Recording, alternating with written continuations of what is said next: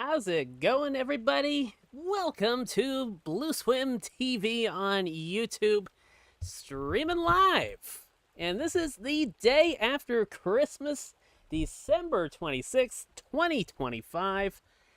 And let me tell you, I got a couple of games for the holiday season.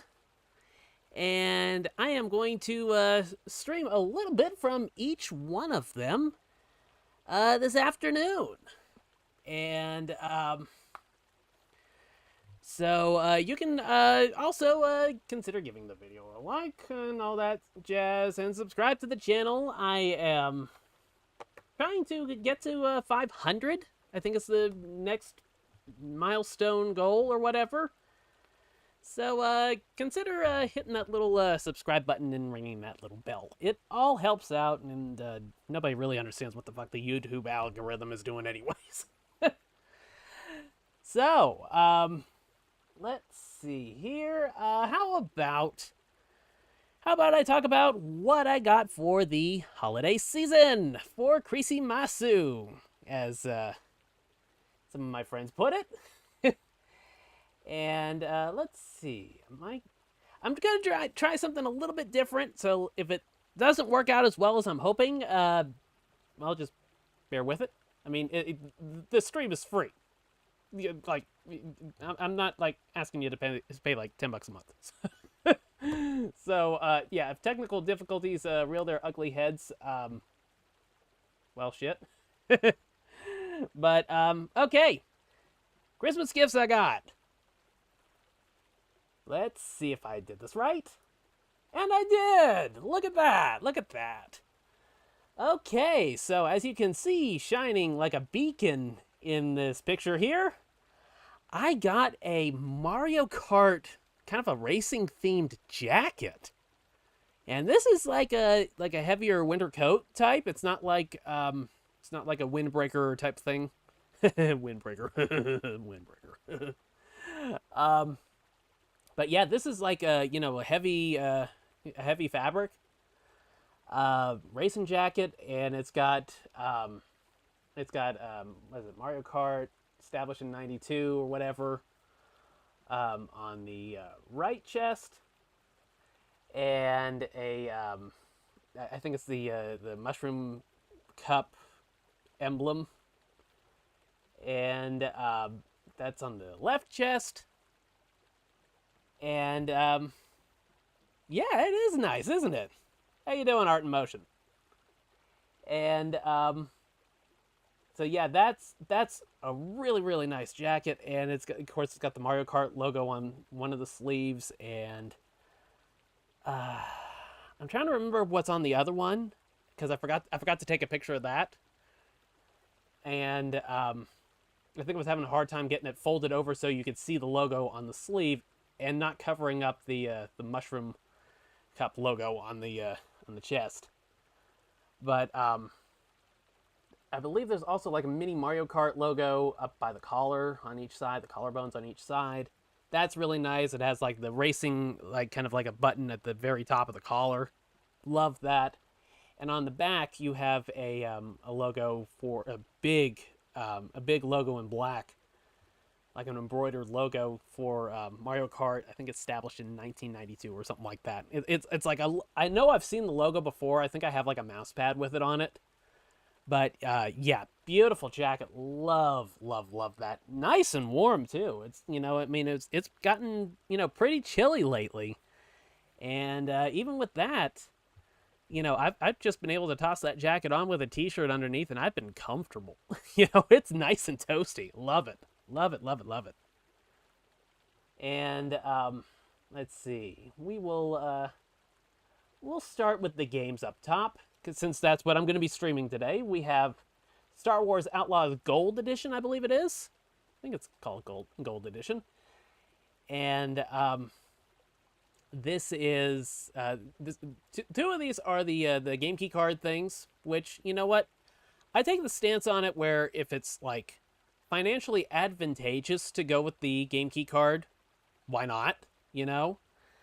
I've got a couple of them. I'm gonna kind of see how it goes. I'm thinking I'm gonna get the game key card for Final Fantasy VII Remake next month, and then just kind of reevaluate how many I'm going to be buying in the future. I mean, regular cartridges, that's perfectly fine. But, with the game key cards, it's, I haven't figured out how they fit in my physical collection versus, like, the digital stuff and things like that. But, whenever it's advantageous, why not, But, yeah, I got Star Wars Outlaws. I played, God, I was up until, like, 1:30 last night with that.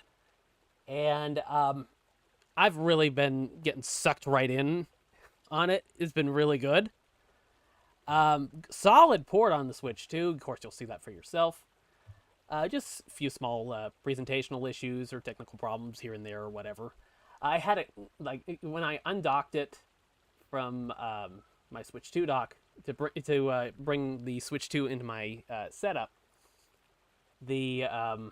it's like I'm not sure if like the resolution of the screen was changing from like the video out to the display screen or whatever, and there was like like a half a second flash of like a little bit of like pixelated garbage on the screen. Then everything was fine, and then when I unclicked my Joy-Con 2s from the Switch 2, because I use the grip that comes with the system when I'm streaming.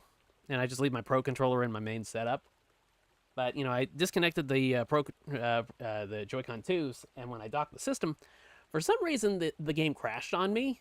And, of course, it does autosave, so that helps. I didn't lose much of anything. But, just a few small technical issues like that. But for the most part, I mean, it's been a really solid experience. It sucked me right in. And it looks very good on the Switch, too. It's, I think, 30 frames per second, something like that. And it looks good. And, I know there's, like, the people that really just obsess on performance and resolutions and frame rates and stuff like that. And they'll kind of nitpick a lot of the Switch 2 ports. But the way I see it, you have to make a few compromises to get the game portable, but you're getting the game portable. It's like, I mean, when you think about the gap in performance between, the Super Nintendo and the original Game Boy, I mean, that was light years apart. That was like, I mean, I love the Game Boy, but it's like, I mean, it was basically like, what, 3 or 4 colors? Something like that. Different shades of gray, plus the green background for the Game Boy screen itself. So, I mean, it's like, when you think about how performance gaps used to be between home consoles and portables, and then you see what's considered the gap between home consoles and the Switch 2 being the portable now, I mean, it's like, it just feels like nitpicking. I mean, yeah, there's a little bit of a difference if you really look at it, but you're getting these games anywhere on the planet. You're not just stuck with it in just one place, wherever you have your PS5 or your Xbox Series X. It's like you could take this anywhere for just, a little bit of a trade-off in the presentation or performance. I mean, it's like, maybe some people it's not worth it, but, I mean, I love the flexibility of portability. I'd like to be able to, take my Switch 2 and sit down and play it on the couch while I'm watching TV or whatever. Or just sitting outside, if the weather's nice. Stuff like that. I mean, it's like, it makes sense to make that, slight performance trade-off and get most of these quality experiences just wherever you want them. But everybody's wired a little bit differently, I suppose. But personally, I think we're getting to the point where, like, cutting-edge, like, graphical tech or whatever in gaming is pretty much going to plateau because it's just getting so damned expensive that, it's like, we're at the point of diminishing returns. It's like, it's like you see the difference between, like, Blu-ray and 4K, and it's like, I mean, if you have a big TV and you get really, really close to it, maybe you can see a little bit of a difference between the Blu-ray and the 4K Blu-rays and stuff like that. But, I mean, it's more pronounced with gaming, but I mean, overall, I think we're at the point where it's like 4K 60 is about good enough. You know, the Switch 2 screen can do 120 hertz, and I've played that with Metroid Prime 4 lately. You know, you can do 1080p at 60 frames per second in handheld mode, or you can do 720p and 120 hertz for the portable mode. And I mean, obviously the 120 hertz, it's really smooth, but you can kind of feel the resolution difference a bit. You can see it a little bit more in like the UI elements.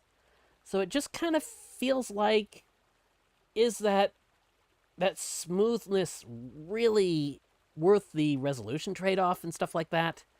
I mean, it just feels like 4K 60 is like pretty much about the best that most gaming setups really need, unless you're like a super high-end PC with 16:9 monitor. Oh, not 16:9. What is it, like 22:9 or something like that? Something like that, or 21:9. Some sort of like an extended resolution or whatever.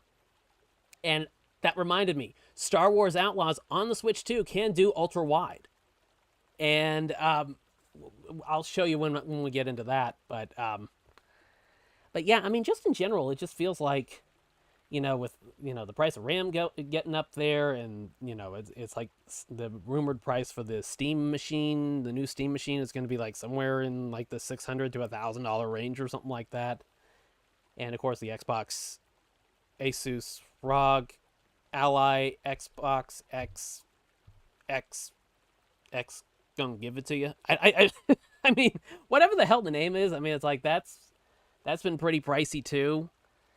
I mean, it's like getting to the point where I feel like eventually we're gonna have to have the conversation that maybe gaming needs to stop pursuing cutting edge tech.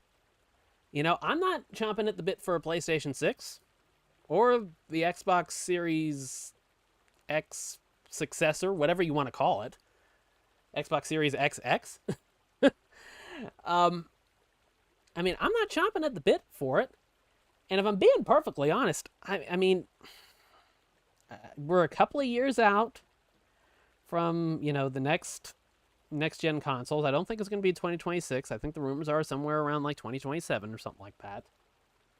And if I'm being perfectly honest, I'd be kind of surprised if there really is a successor to the Xbox.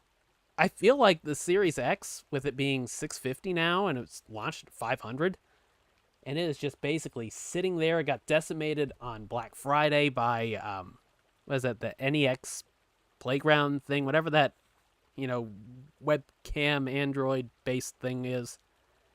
It's like, when you're losing to, to a teal and yellow cube with a camera built into it, you're fucked. And that's where Xbox is in. I mean, they aren't, they aren't in a good place right now. And I just feel like with all the changes that have been made to the Xbox brand this year, it's like the support is drying up quick. I've heard they're going to maybe try to rebrand it as more like the premium product. Which, I mean, obviously there's people out there that just go for the name brand and go for what's considered premium. I mean, that's all well and good. I prefer to pinch my pennies and get the most bang for my buck. But to each their own. But I don't know, dude. I just don't... I'm not necessarily optimistic that we're actually really going to see the successor to the Xbox. I think it is probably skating on thin ice. And, we need to see how things go in 2026. And, of course, with everything going on with the RAM prices and the tariffs and stuff like that, it's just... And, of course, Sam's Club, I believe, clearanced out their Xbox stuff over the last couple of months. Like, they're not carrying it anymore. And I can't remember if Costco did that too or something like that. I know it was one of those, like, membership club... one of those warehouse type things, clearanced out all their Xbox stuff. I mean, I I mean, I think Microsoft's kind of in that position where Sega was with the Dreamcast. I mean, the Series X, it's great hardware. The Sega Dreamcast was great hardware. The Series X has great first party exclusives. Sega Dreamcast also had great first party exclusives. But, I mean, the sales just haven't been there. The industry is changing. Microsoft, putting stuff, on the PlayStation 5, and the rumors are that, it's going to be there's going to be the next Call of Duty on Switch 2 next year, something like that. And of course, we're also getting the Indiana Jones game. What is it? The Great Circle, something like that. That was a first party exclusive for Xbox, and they're putting that on the Switch too. That ought to be interesting, actually. But yeah, I mean, it's like the the writing's kind of on the wall. I think Microsoft's future in gaming is either just flat out exiting the hardware market, like Sega did, and just going entirely third party, which has worked out well for Sega. By as far as I can tell. I mean, we're basically approaching what, about 20 the 25th anniversary or so of Sega going third party and stuff like that. So, I mean, it would probably work out really well for Microsoft because their games are excellent. It's just they have trouble getting their software out the door. And I mean, Xbox has just been mismanaged to ever loving shit. Ever loving shit. And that hasn't helped matters. I mean, it's like when you have as many fucking franchises that are quality franchises, name brand franchises, I mean, it should be easy to be pumping these games out. I mean, look at how many franchises Nintendo has, and how many have been represented in the last several years. The lifespan of the Switch 1. I mean, and they've added franchises on top of that.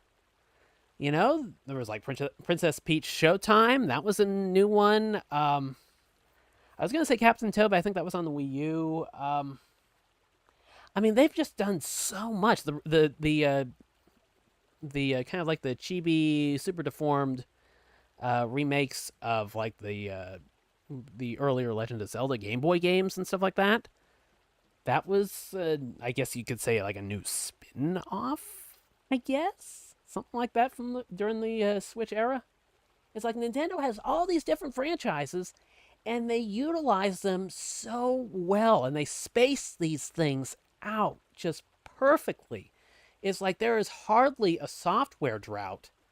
I mean, all throughout the lifespan of the Switch, too. I mean, the last year or so maybe was about the closest to a dry spell since like the first year of the Switch, the Switch One's lifespan, if that. I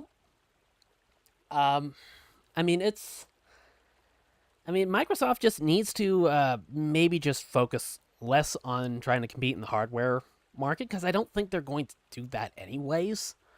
I mean, the approach they're taking where it's like, oh, everything's an Xbox. And, I mean, the cloud gaming stuff, it's like, they did great with that. Xbox cloud gaming has been an excellent experience for, the overwhelming majority of the times that I've played it. Save for getting stuck in loading queues when Starfield launched. And it's like hour-long queues. I'm like, oh, no, I'm not waiting through that shit. But, I mean, overwhelmingly, the experience has been good. It's just a matter of, just finding what works, and what works for Xbox now is not doing the dedicated hardware. It's a PlayStation, but it's got an X on it. That kind of hardware route is not working. I don't know how well the ROG Ally Xbox X thing is selling. But I think Best Buy had it on sale. I'm not sure if it was open box or whatever. And I want to say that was like $120 off at some point. I think it went down from like $600 to like $480 or something like that at some point during Black Friday or the holiday season. So, Um, I mean, they need to adapt. And I've said it before that I think the best way they can probably do something different is if they kind of went the Roku player route with like the Xbox Cloud gaming. And I mean, that's the approach I'd take because that would be something different from what Nintendo and Sony are doing. The Steam machine, that's going to be a high end product as well. With memory being as expensive as it is, doing something that's kind of like a streaming player, or maybe even just trying to get things situated where you can play Xbox Cloud gaming on Roku officially. I mean, I know they do that with the was it Amazon Fire Sticks or something like that. Do that with Roku. Do they already have that with the Amazon stuff? I'm trying to think what maybe Google TV. I mean, if they did that, focus on maybe trying to get the cloud gaming on, a on like, some of the smart TV UIs and stuff like that. That would probably be a good strategy for them. But just the power console, $600 and $700 hardware stuff, it's not working for them. The games are great. There's really no issue with the actual quality of a lot of the games that they come out with. I mean, I had issues with, Flight Sim 2024, but I mean, it's not like it was technically speaking literally a bad game per se. It's just it had a lot of technical issues that dragged the experience down, but Flight Sim 2020 was a great experience. I love that. That's been one of my favorite experiences this generation.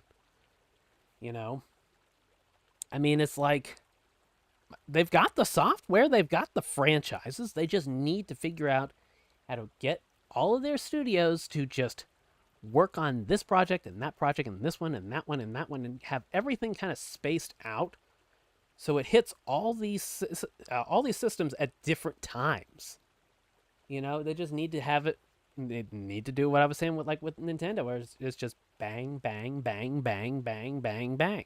Just game after game after game, spaced out relatively well, and just if they're going the third party route entirely, that would help too.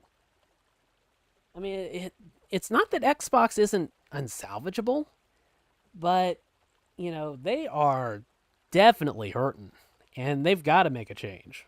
And I can't really foresee, Microsoft getting to the point where dedicated hardware is working for them again. Unless it is some significantly different approach, like I was saying, that's kind of like, the Roku player of cloud gaming. Something like that. But anyways, I've gone on a way, way long tangent on that. So let's see. How about we get back to the Christmas pickups? Yeah, like I said, I got Star Wars Outlaws and also Dragon Ball Sparking Zero. I want to call it Sparkling Zero. My mom called it Sparkling Zero. My friend Knox7 on Bluesky, he also thought it was sparkling, or read it as Sparkling Zero as well, and said it was like a diet type soda, or sounded like a diet soda, and like that sounds absolutely perfect for it. Oh man, but I played a little bit of that yesterday. In portable mode, runs great. I think it's another 30 frames per second title. No issues with it. There's a lot of content there. I think it's got like 180 fighters, over 180 fighters. And of course, when they say 180 fighters, we're talking like you got like maybe like almost a dozen Gokus and a couple of Vegetas and all these different iterations of like some of the iconic characters and stuff like that. But what I've played of it has been really fast, really intense, looks great. It's got that kind of like a cel shaded look, trying to replicate the look of the anime. Very nice from what I've played so far. We're probably going to take a look at that one first. And then next up, as far as the games go, it is Final Fantasy Tactics, the Ivalice Chronicles. I always have to stop and remember what that name is. The Ivalice Chronicles. And this is like kind of like a hybrid remaster remake type thing, where if you want to play a more faithful adaptation of the original game from the PlayStation 1 with like a few quality of life improvements, you can do that. And if you, I got the version on the Switch 1 because there's a free upgrade for the Switch 2, and I don't know if there is a physical version of the Switch 2 edition of this. But yeah, I mean, free upgrade, that's great, and, you know, having the Switch 1 version means I have the game on the cartridge, which makes sense to buy the cartridge, you know? And, you know, that works. And I played a bit of that last night. We're going to pick that one up at chapter 1, I think. It's like I played like the tutorial battle, and then the first chapter after that is like taking place a year earlier. But yeah, we'll play some of that after some Sparking Zero and close out with Star Wars Outlaws, because that one's going to just suck my soul. You know, that thing just hooked me right in last night. But as far as pickups go, more Christmas goodies. I got the Riju amiibo from the Legend of Zelda Tears of the Kingdom series. Let me tell you, the sculpting on that figure is amazing. She's got like a full six-pack going on. I mean, she's got really defined abs, and it's just kind of crazy, dude. You know, they just did such a great job with it. But, yeah, that's great. I love the Zelda amiibos. I have several of them. I don't have the complete set, but you know, those have been getting really down there in price, and it's kind of surprising because the figures are gorgeous. And speaking of getting down there in the price, the Street Fighter 6 amiibos, those were down to $5 a piece and down from 40. So I mean, we're talking about almost what, like 88% off, something like that, somewhere in that neck of the woods. And those figures look great too. And of course, I've had some of the amiibo cards, and I think they pretty much do the same as those.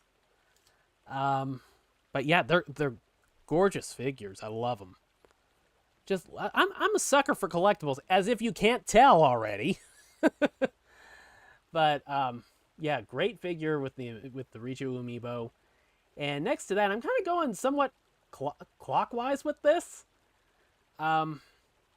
We have a Funko of Banjo and Kazooie, and I love Banjo Kazooie, and I had seen this Funko Pop in stores a few weeks ago or a month or two ago, something like that. So I was really happy to get that one for the holiday season. Below that, we have a figure from One Piece of Nami. I think it's Egghead version, something like that. Really nice figure. And I'm a sucker for anime figures. They are just so beautiful, and they look so great on the shelf and stuff like that. And not to be outdone.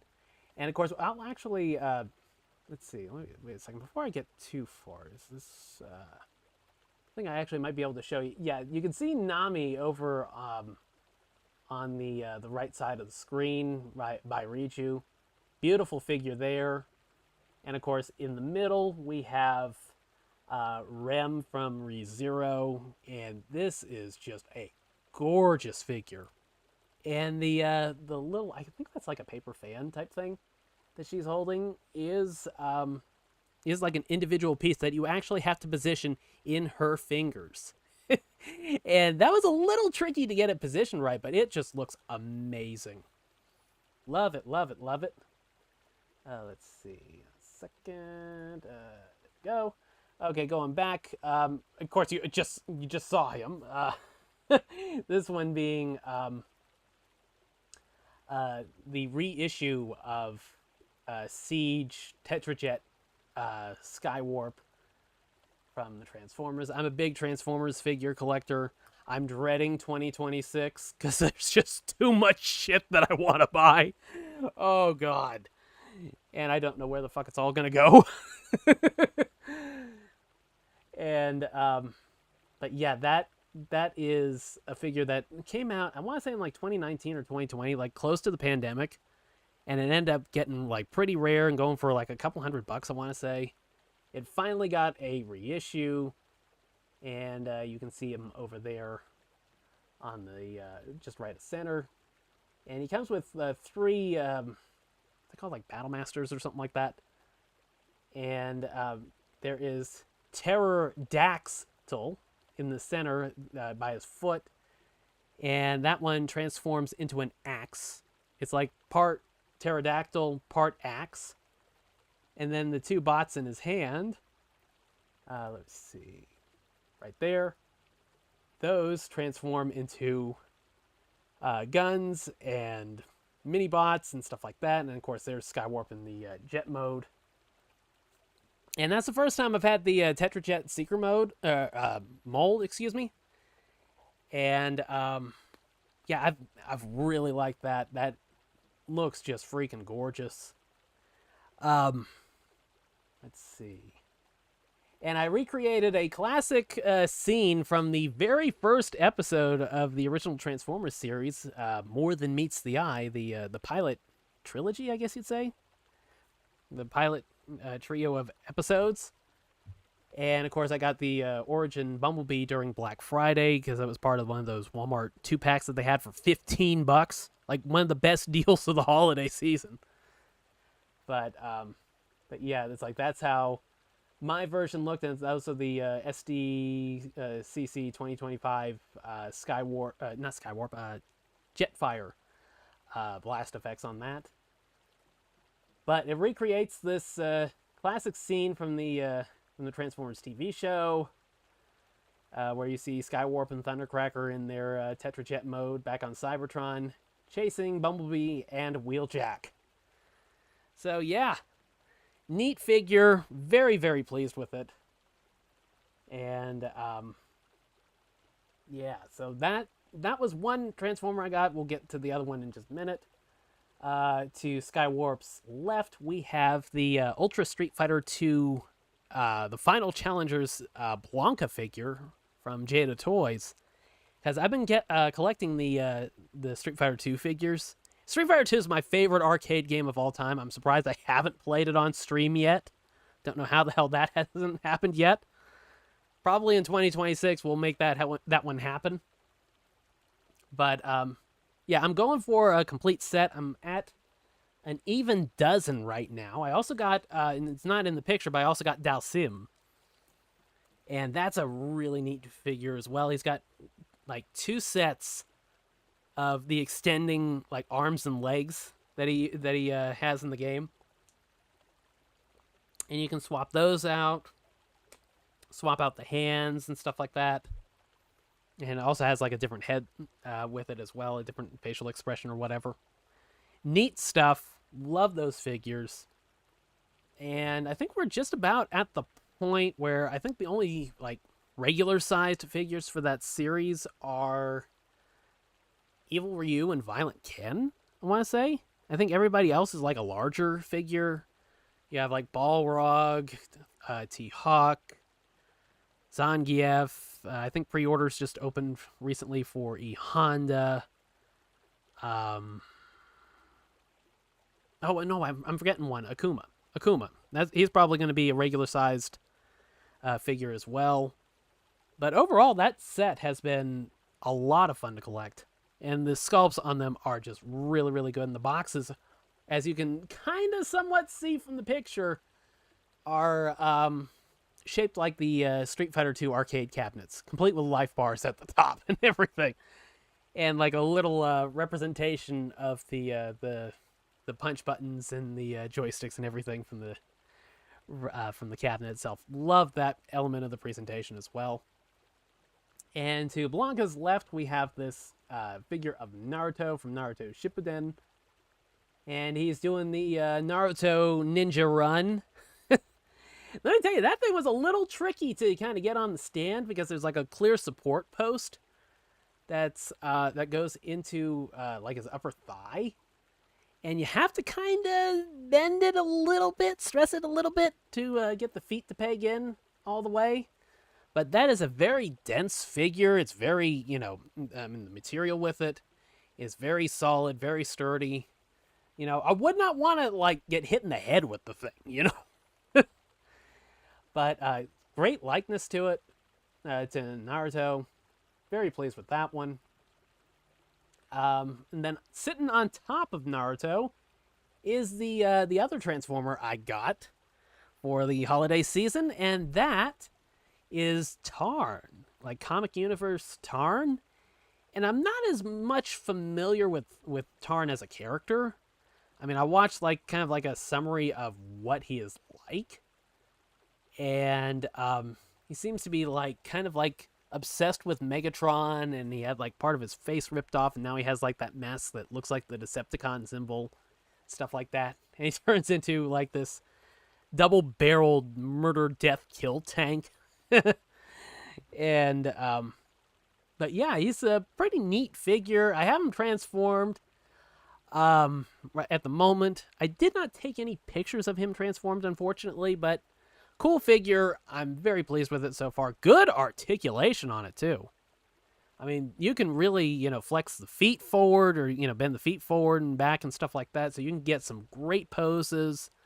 More than 90-degree rotation on the knees, or 90-degree bend on the knees and stuff like that. Shoulders are a little limited because of the way the transformation works. They kind of fold out from the treads of the tank, and it's got like multiple treads on it. It's like it got a main set and then another set that kind of extends out from those. So it's kind of an unusual look for the tank, but it's really, really neat. I really like it. And then to the right of Tarn, I think this might be the last thing I have to mention. And that would be a set of LED gloves. Because, I do like a lot of model building and stuff like that. So sometimes it can be kind of hard to see exactly where I need to trim something, or where I need to cut a piece or something like that. And sometimes you just need a little bit more light. And, other times when I'm working on other projects as well, or I have to like look underneath something, these things are perfect for stuff like that.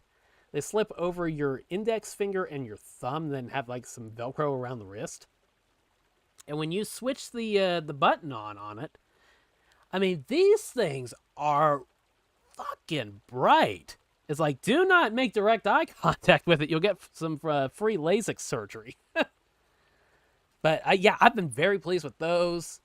And I imagine those would also be really good if there's like a power outage or something like that. And my mom, I let my mom try some on because she was working on a crochet project I gave her for Christmas. I gave her this little kit to build like a hedgehog. She loves hedgehogs. Not just blue ones that run really fast and have nice sneakers. I mean, just hedgehogs in general. And I gave the set to her to try out. And yeah, I mean, she's like, I should have gotten some of these for myself, And it's like I could be crocheting in the middle of the night in bed, she said. But oh, excuse me.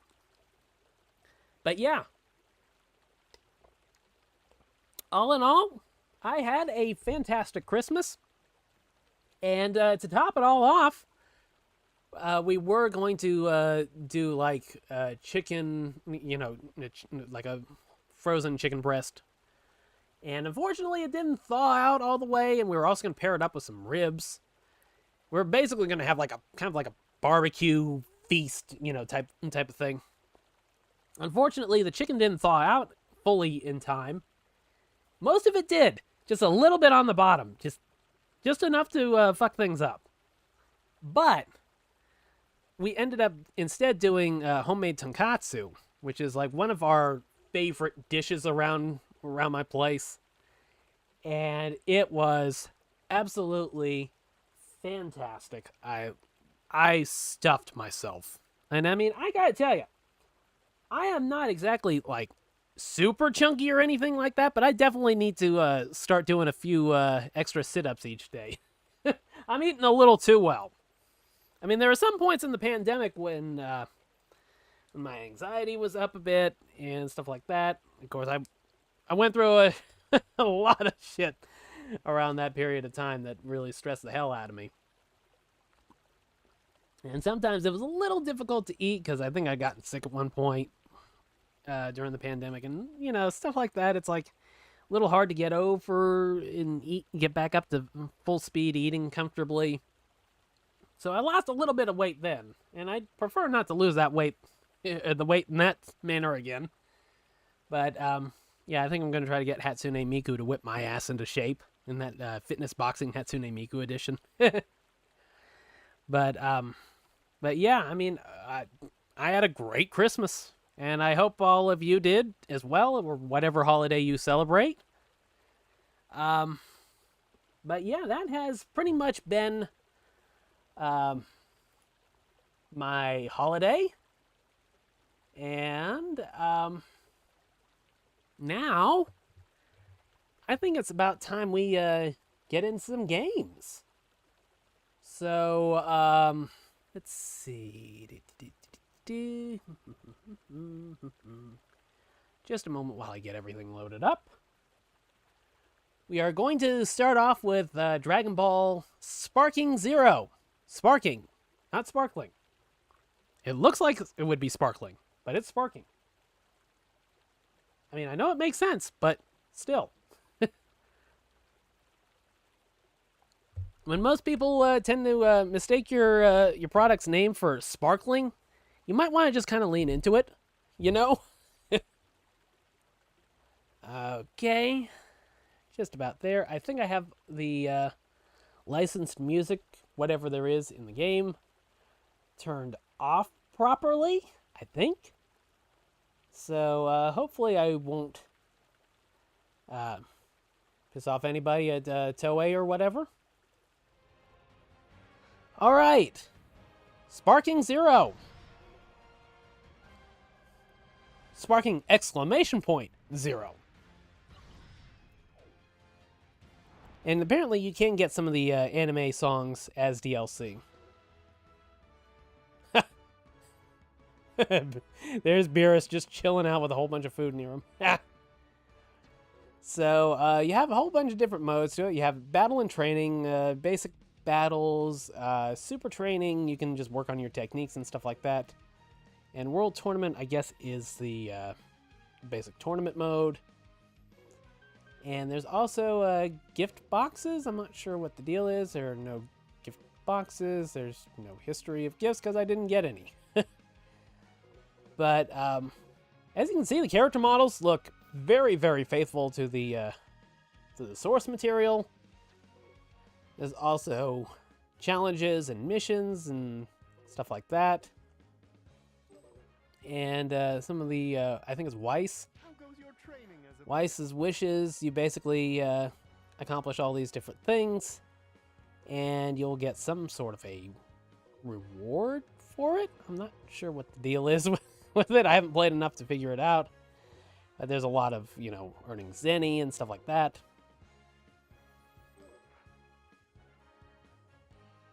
And as far as achievements go, there's like a bunch of stuff to keep you busy. The only achievement I have earned so far was just Rookie Title Collector for earning a title from a battle. I think I did a basic battle with Frieza and Vegeta.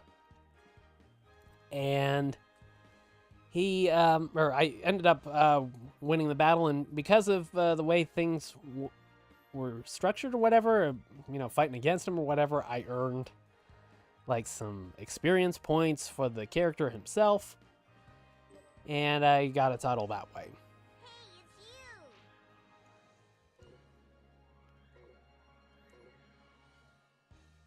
So here you have like achieve victory in battle 200 times, and victories in a row 5 times in a row. Use Goku in battle 5 times, and you have all sorts of different.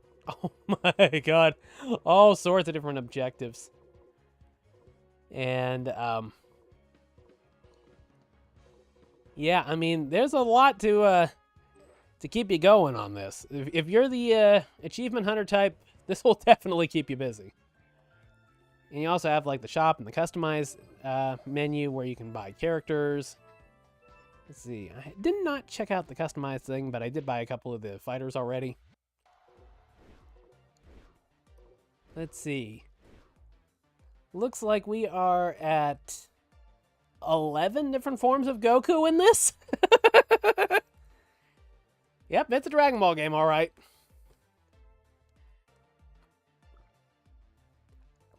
Yeah, it's a Dragon Ball game. But let's just pick Super Saiyan God Goku. And see what I can do here. Okay, change outfits. Okay. I don't have any accessories, I guess. Okay, that's interesting. You can change the CPU style?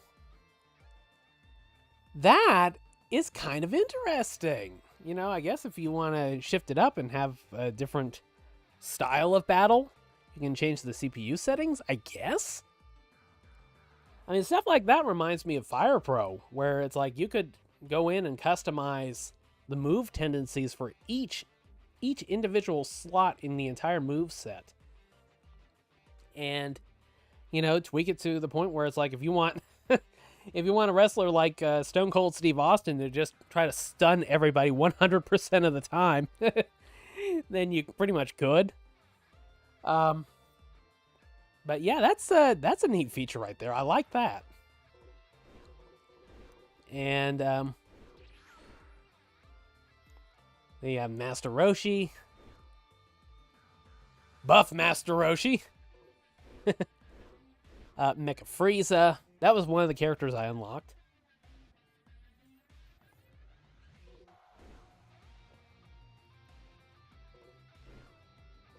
And of course, this uses the more modern voice acting for some of the characters. You know, Bulma's got a different voice. I think Frieza has a different voice as well. I can't remember if the voice for Frieza passed away a few years ago. Originally, the one from like the Funimation dub, the original Funimation dub. I can't remember if she passed away or not. But yeah, I mean, there's a giant roster of characters to play, and I actually watched the Battle of Gods movie while I was doing my Christmas wrapping. But one neat thing is that you can go into the encyclopedia mode, and then you see all of these different characters, all their different forms and stuff like that. And if you see the portraits for Chi-Chi, Bulma, and Videl on the right, you can hit the Y button, as it says down at the bottom. It says Girl Talk. You hit that. I'm so glad Trunks doesn't have a tail. If they both turned into this thing, my house would be in shambles. Now that you mention it, Vegeta doesn't have a tail. I heard that he used to, though. That's because Yajirobe sliced it off back when Vegeta was fighting with Gohan. And you'll get like little exchanges like that for each of the characters in the game, and I thought that's really neat. When you have like 180 plus characters, yeah, that's a lot of different personalities to or a lot of different history to reference with all the different personalities in there. This old fossil is a legendary martial artist who's trained Goku and Krillin since they were kids. He's a skilled fighter and all, but why, oh why, does he have to be such a pervert? I've heard a lot of rumors about this guy. He's looked the same for so many years. Think he's got some kind of ancient technique to keep himself from aging? He kind of looks like my grandpa.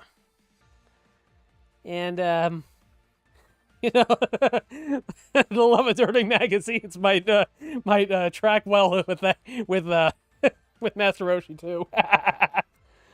I miss you, Pop. When the turtle hermit drops the perversion and gets serious, he's a tough one. To handle training Goku, he'd have to be He always gave it his all, whether it be when Frieza came to Earth or at the Tournament of Power. He looks so different compared to when he's relaxing at Kame House. But yeah, I mean, they've got a lot of neat little details and features in there. And let's see. And you can also gather the Dragon Balls for Shenron, Porunga, and Super Shenron.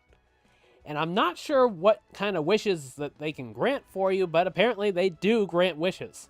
So that's a neat feature as well. They put a lot of nice stuff and, winks and nods to the series. And all the different elements of the series in here.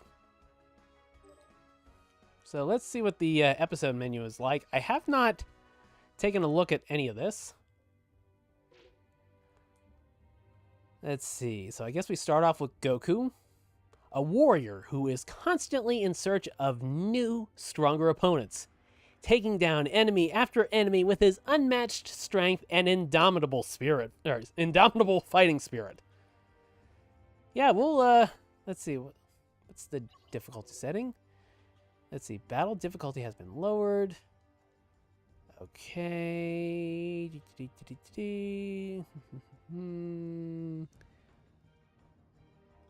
Okay. Okay, battle difficulty has been returned to default. Okay. That's what we want. I've actually been playing Final Fantasy Tactics on the easier difficulty because, with the RPGs, it's like they're so long that I have trouble kind of sticking with them to the end because it's like I like to have a bit of a challenge. I don't like to just steamroll over everything all the time. But at the same point, it's like I'm finding that the challenge for beating the game itself just comes in staying with it long enough to finish it. Okay, let's do this thing.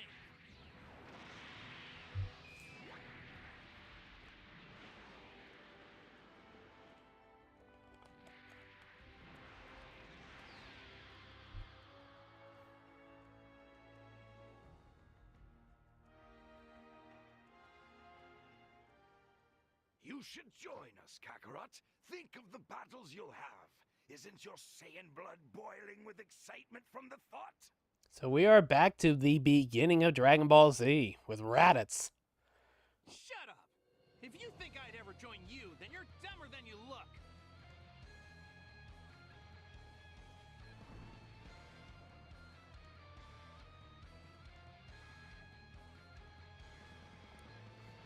I can't help but wonder. That child behind you, is that your son? He's not! Yes, that boy indeed has Saiyan blood. It's no use trying to hide it from me. I can see his tail from here. So what if he does? You know, perhaps you need a little time to decide.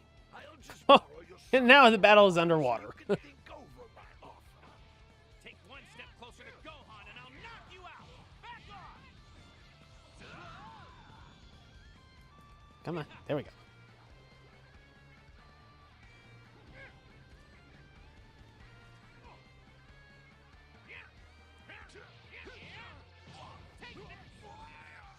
Oh crap. I'm not done yet. Now you die! So yeah, basically you can hold the ZR button, and then that kind of builds up your power. And once you have enough of the meter bars, then you can do certain moves like the Kamehameha or the Meteor Smash. I'm not done yet. We're settling this right here and now. So this is like going way back to like the old Tenkaichi days. And man, I played a lot of those games. Like I really enjoyed the third Tenkaichi game. I had that on the PS2. And that had a lot of characters even back for the PS2 era.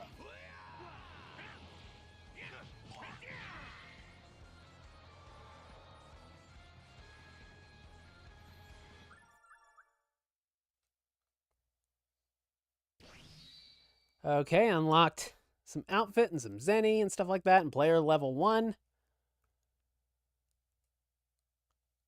It's always neat to kind of go through the Dragon Ball saga If you want your little in brother playable returned form. safely, Kakarot, prove your Saiyan spirit.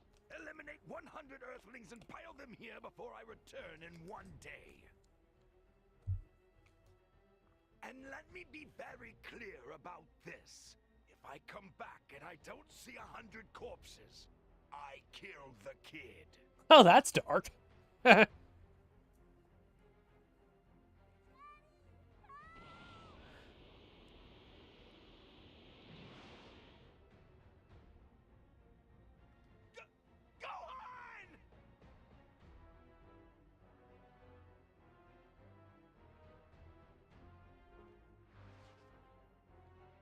Okay, now we are in a pre-rendered cutscene. You can tell that the okay, now we've kind of switched back to like an overhead view or something like that, or static view.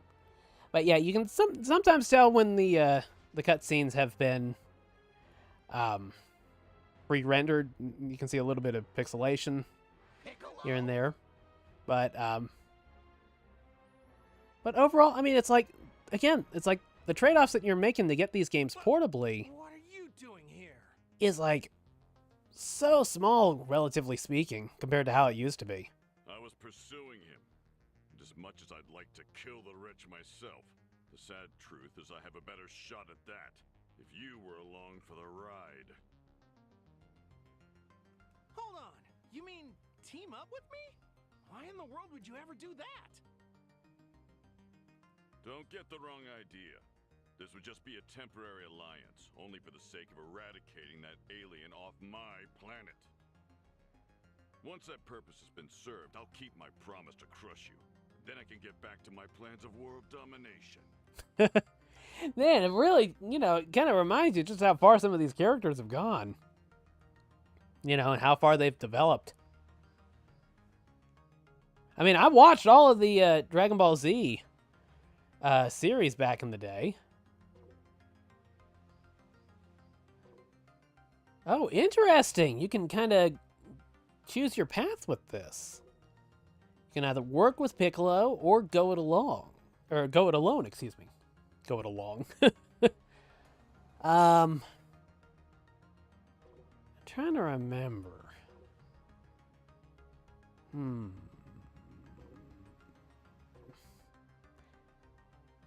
I think the original one was the two of them working together.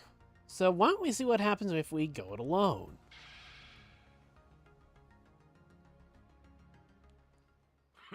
Whatever you say. Goku, watch yourself and keep calm. We all know you can do this. Let me come with you. The three of us together could whip that guy easy. Sorry, Krillin, but you've already been brought back to life by Shenron once before. If anything were to happen to you now, you'd be gone for good. Maybe so, but don't let yourself get killed, Goku, or we're all dead. They've done a good job of recreating the art Roshi's style. Let us back you up if you need it.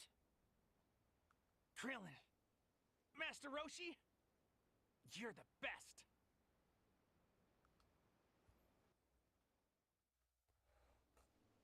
We better head out. Bulma, got the Dragon Radar all working? You bet.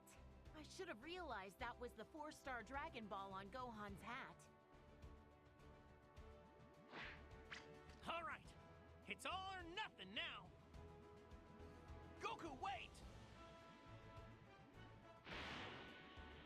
Bulma, let's follow them. Say what?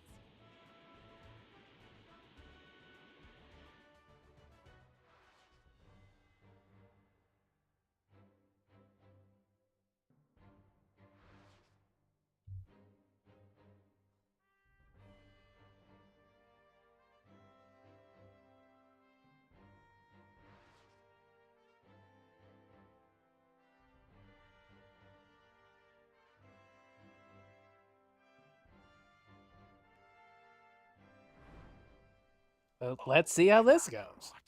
I thought you'd at least be smarter than this. But you have no idea how out of your league you are. You know, believe it or not, battles aren't just about raw strength. We'll see how long your strategicness keeps you alive. I'm sorry, brother. I was thinking about my offer and I've changed my mind. You'd probably just slow the rest of us down. And for betraying the Saiyan race, you will die!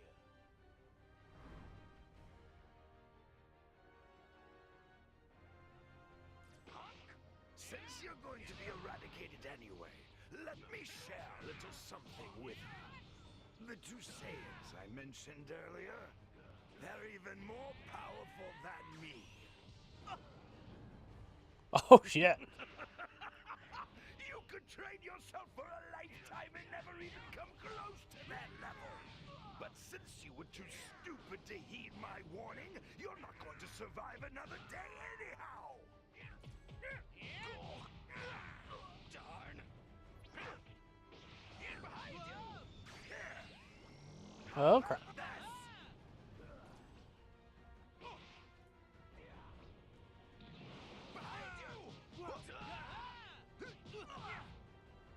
Oh, this is not going good.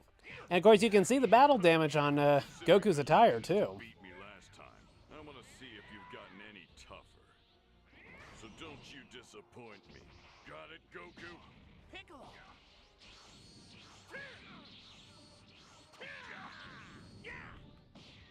If you've got a new special attack hidden up your sleeve, now's the time to use it, Goku. Sorry, nope. Lazy fool. Meanwhile, I've been training non-stop to develop a sure kill technique. Okay. Super Kamehameha. Oh, and it missed. So you've been developing a new technique too? Oh, I crap. thought I might have closed the gap between us. Wait, you got a new move too? Oh, crap. But mine's a little more work in progress. All right, in that case, I'll try and buy you guys a little more time.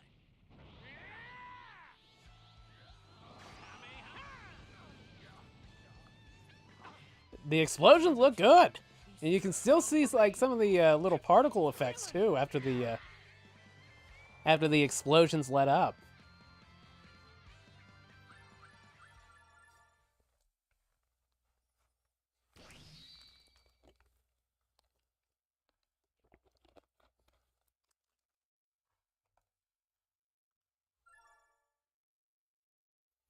And this is what I was talking about, like the proficiency and stuff like that. The more you use characters and have them like kind of in reserve, Say goodbye, Kakarot. then eventually they level up, and you get some more extras and stuff like that. 1,307? Don't hurt my dad!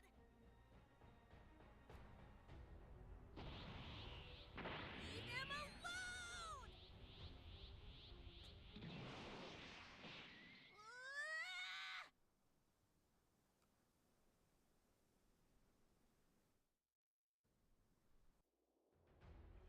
Oh, that's using your head. But No, stop! Don't do it! Please, he's just a... Just a child? Is that what you were going to say, Kakarot? Don't worry, brother. You'll see your son again. In the next world! What? You little... Piccolo! Your attack! Do it now! Are you insane? Maybe, but it's the only way to beat you! Sorry to keep you waiting. Are you ready? Do it! No! Stop! Special beam cannon!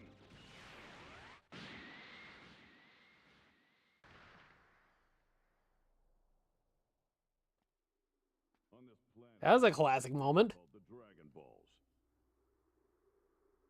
Gather all 7, and together they have the power to grant any wish, even if it's bringing someone dead back to life. You can all go to hell. Still, I you for the information. Everything that has happened here today has been transmitted to my two Saiyan comrades deep in outer space. When they've learned that I've been killed, they'll come to avenge me. The other two Saiyans. When will they arrive here? Where's the hole in Goku? How long? 1 year.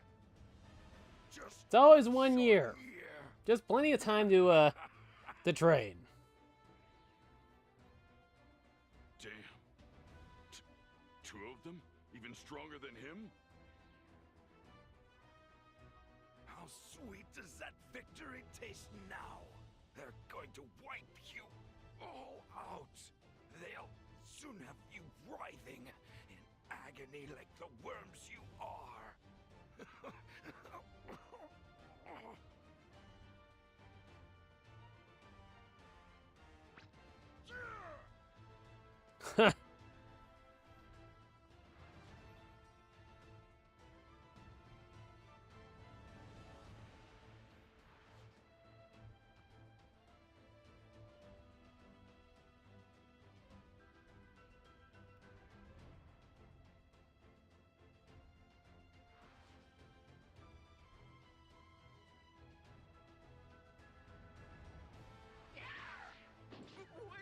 Uh-oh. Uh-oh. Classic moment. Is he going to do the pose? Come on. Yeah, there we go. Dead Yamcha. One of the most infamous deaths in anime history.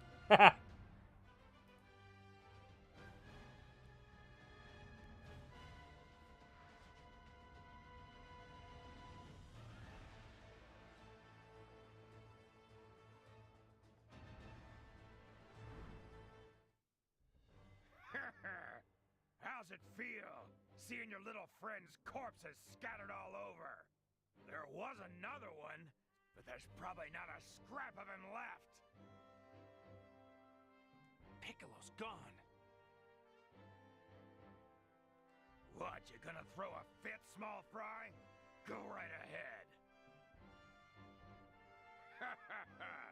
That stupid look on your face just makes me want to kill you faster.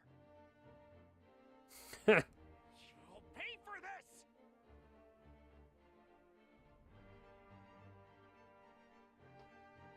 Okay, now maybe I'm just losing my mind here, but was Vegeta's Scouter eyepiece red or was it green back in the day? You'll both pay! Or was that like the Namek arc?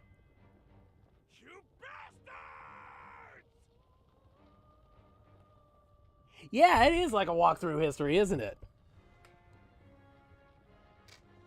How you doing, man?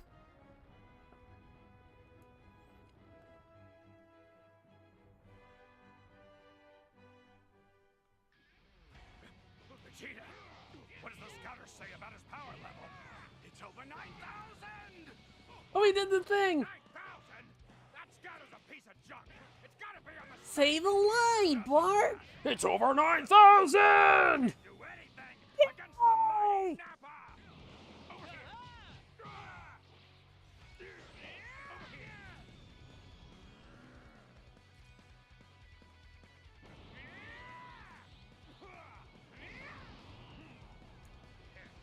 Take this! Gotcha!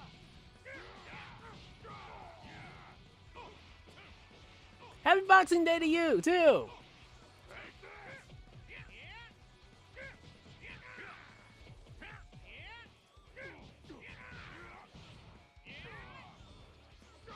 Crap!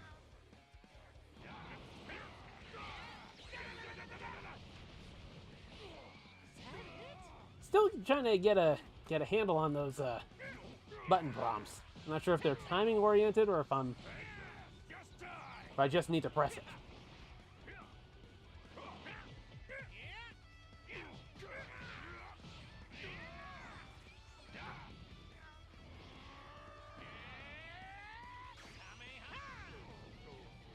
Got it. How could anyone gain that much power in such a short amount of time? All right. You're the greatest, Goku. Show that musclehead who's boss. Get him, Dad! Over here. Take this.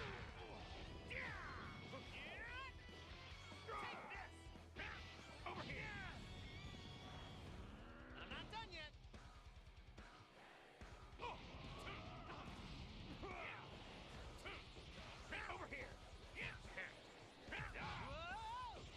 Over here. Over here. I'm not done yet.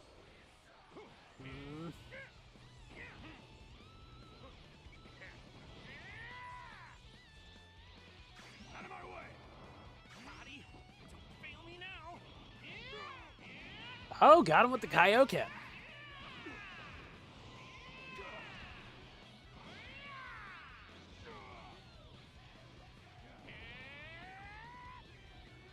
Just die.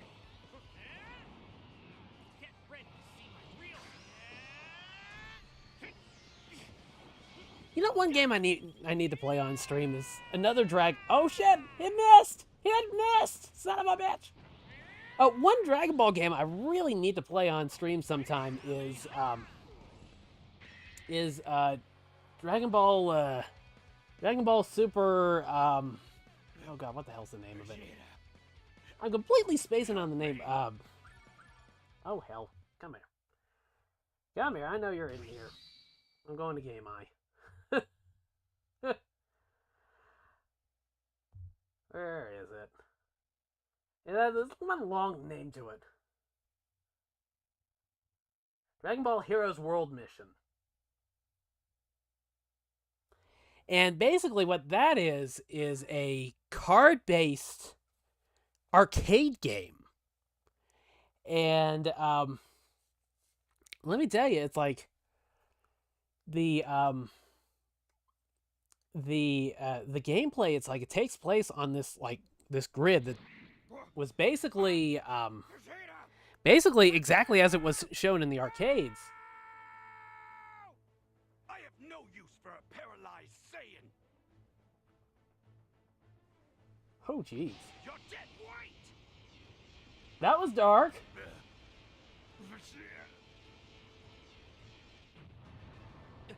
He's a psycho. He just killed his own partner for no reason.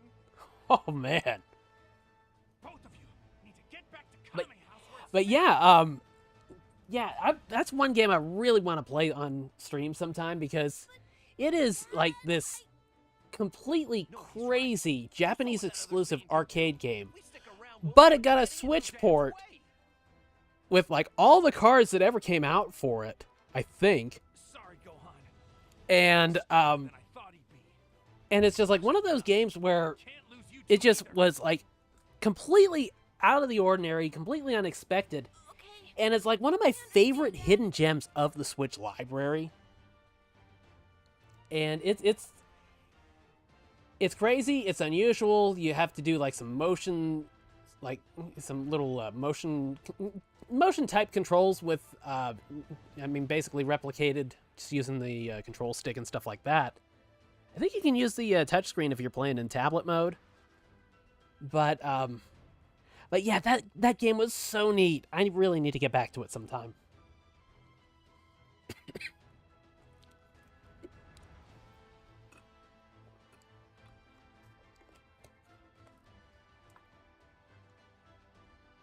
Let's finish this someplace else. Fine by me. Makes no difference.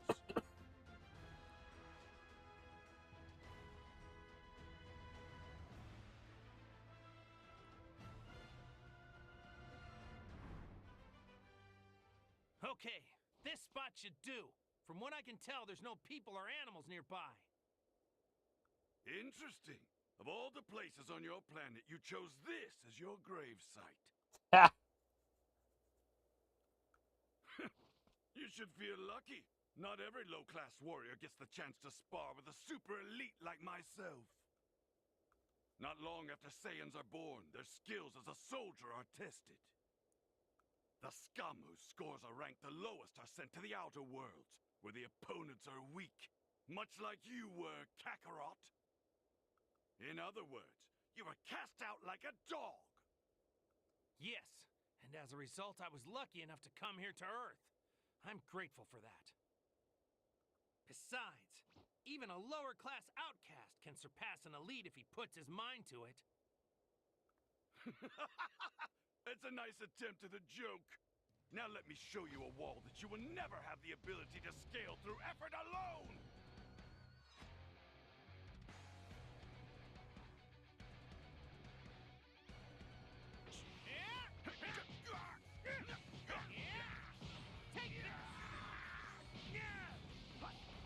I tell you, this one's definitely on the button mash friendly side. At least I'm button mashing for the most part and having a good time with it. But I'm sure there's way more skill that I just haven't fully conquered yet. But yeah, this is a good time.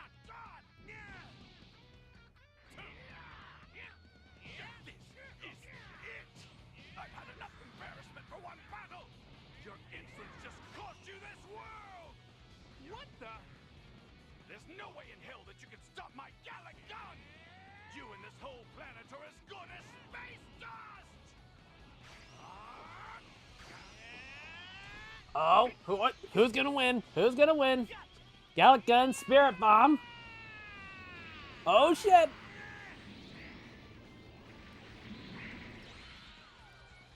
Oh, Spirit Bomb won? I don't know what the hell I was doing with that cutscene, to be honest. Did they want me to mash it? Was I supposed to time it better, or what?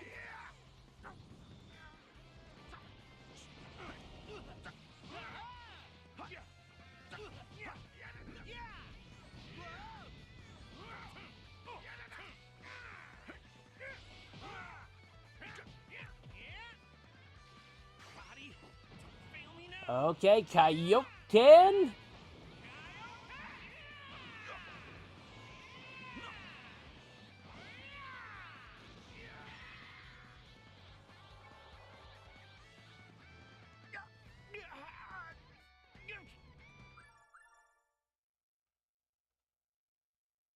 I like how you're pretty much earning like either in-game currency or rewards or whatever the entire time you're playing.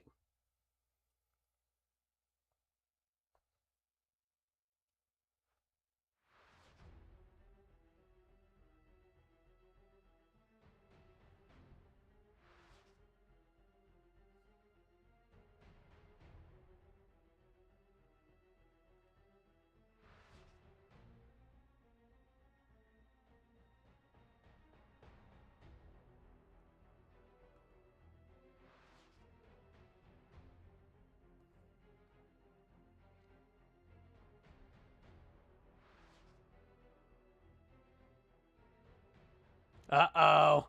Uh-oh.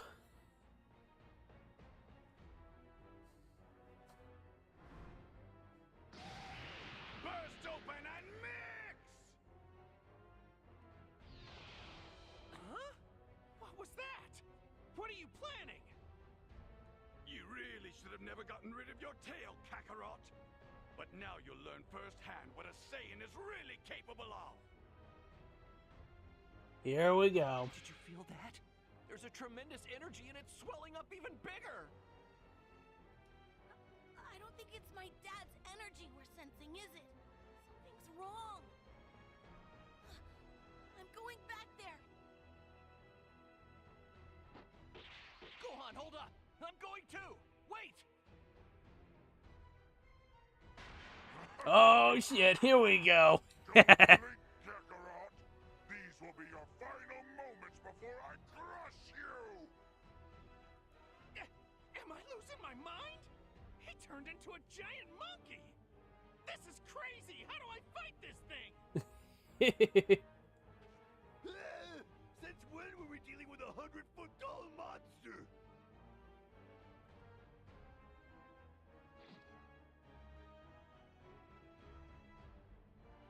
Only choice now is to gather energy from all over the earth and make a spirit bomb.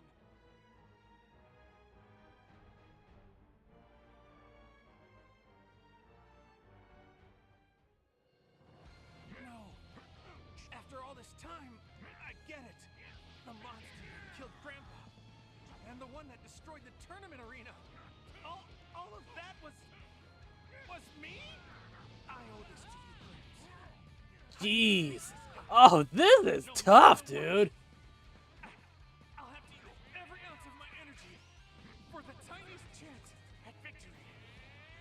If I die, I'll see you in the next one. At least I'll get to apologize to you.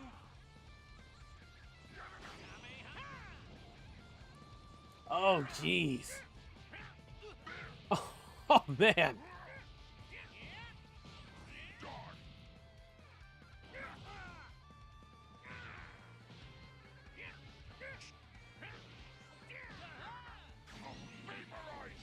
Uh-oh.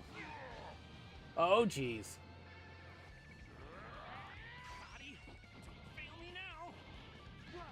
Oh, jeez. Just bounced right off of him. Kick him in the dick. Got his dick twisted. Oh, dick twist.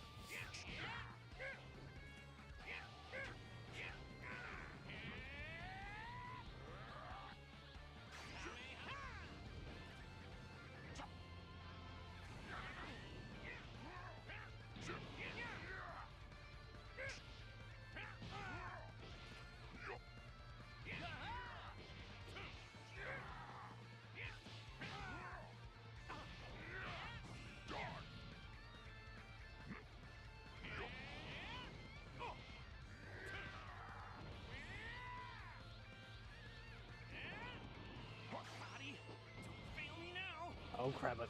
That's it.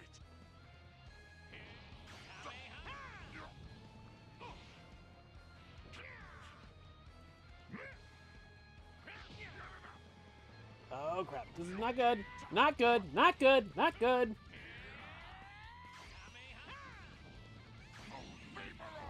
Oh, crap. Oh, no!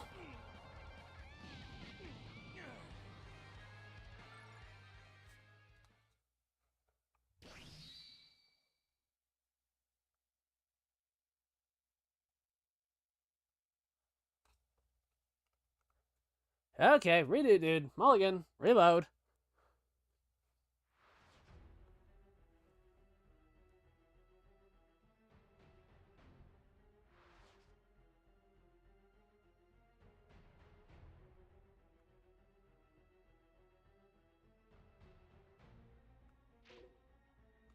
Yeah, we're gonna have to retry that one.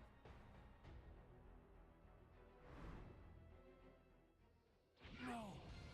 After all this time, I get it. The monster that killed Grandpa, and the one that destroyed the tournament arena. All of that was me? I owe this to you, Gramps. I need to beat this guy, no matter what. I'll have to use Oh, crap. That's right. I hit the wrong button. Kaioken attack that really doesn't do much. If I die, I'll see you in the next world. At least I'll get to apologize to you.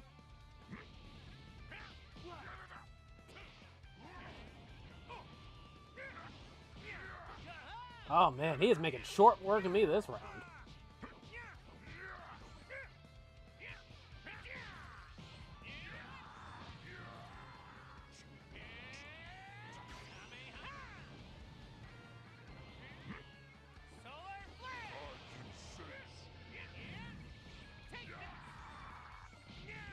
Oh, crap.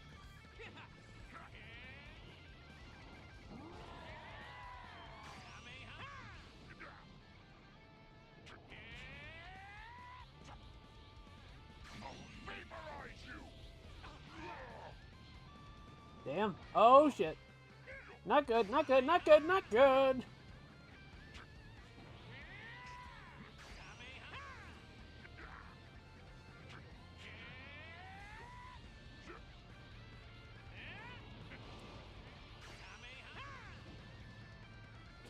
Oh, shit. Oh, shit. Oh, shit. Ah, crap.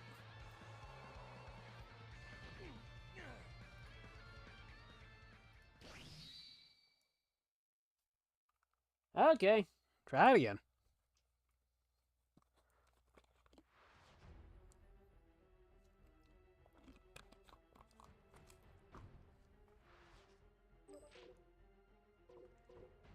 Lower difficulty and retry? No. We're not going to do that. No. After all this time, I get it. The monster that killed Grandpa. And the one that destroyed the tournament arena. Okay, it's been like a super long time since I've like watched the original Dragon Ball, but I owe this to you. why didn't Goku just wish his grandpa back to life? No matter what. Or did he? I just completely forgot about it. Every ounce of my energy for the tiniest chance at victory. Oh, If I die, I'll see you in the next world. At least I'll get to apologize to you. oh crap.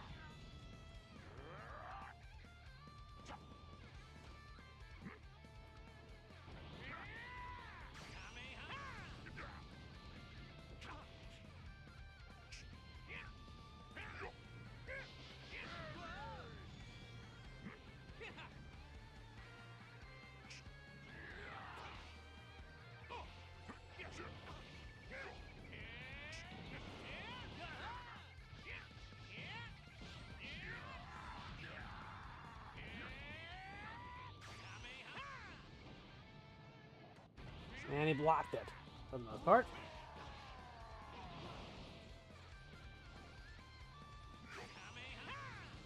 Oh crap!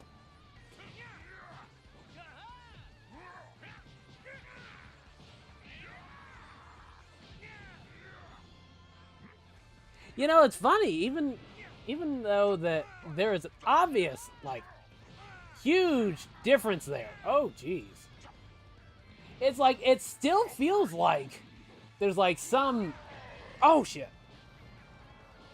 It still feels like there's like a balance to it. Like, it doesn't feel like ridiculously like overpowered.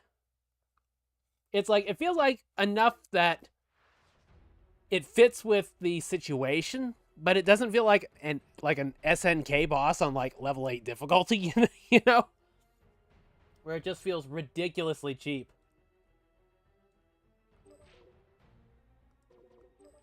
Oh, for some reason, it wasn't letting me skip that cutscene. Oh no! After all this time, I get it. The monster that killed Grandpa. And the Every one time that I'd hold it destroyed the down, it tournament would arena. just All of that was kind of like reset, but the actual bar wouldn't fully charge for it. beat this guy. No matter what. I'll have to use every ounce of my energy for the tiniest chance at victory. If I die, I'll see you in the next world. At least I'll get to apologize to you.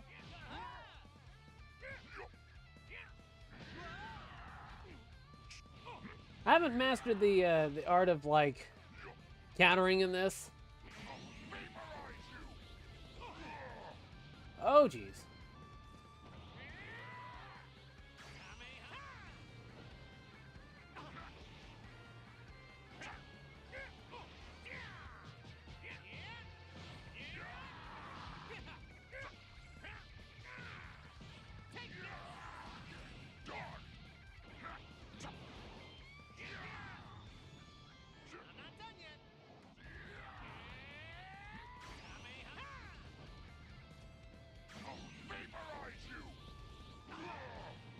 Ah. That is not an easy attack to dodge. Ah.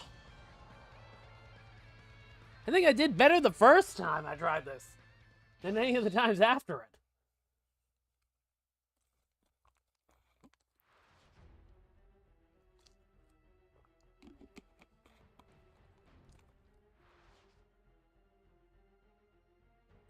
Okay, there we go. That worked. Why do they default the menu selection to quit as opposed to retry? After all this time, I get it. Oh, jeez. Right off the bat. And the one that destroyed the tournament arena. All of that was me? I owe this to you, Gramps. I need to beat this guy. Okay, got a good hit on him there. Oh, shit. I'll have to use every ounce of my energy for the tiniest chance at victory. Oh, jeez. I'll see you in the next world. At least least I'll get to apologize to you.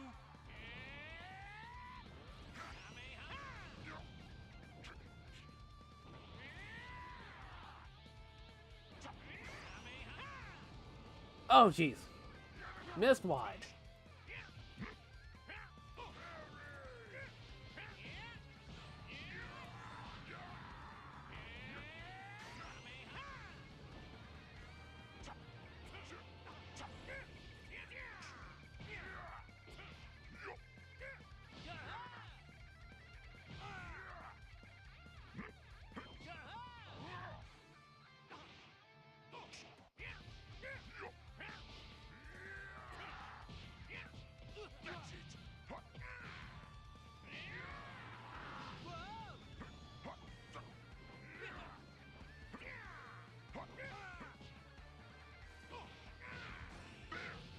Ah, come on.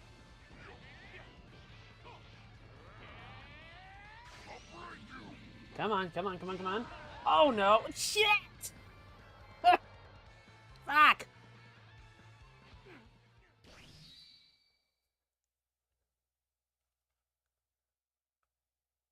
Okay. Sugi. Another one.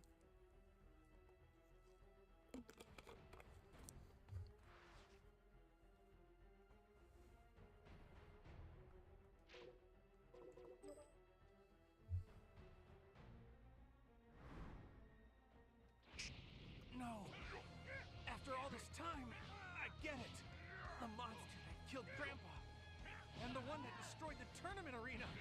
All of that was Oh, geez. me? I owe These fights are really intense. I need to beat this guy. No matter what.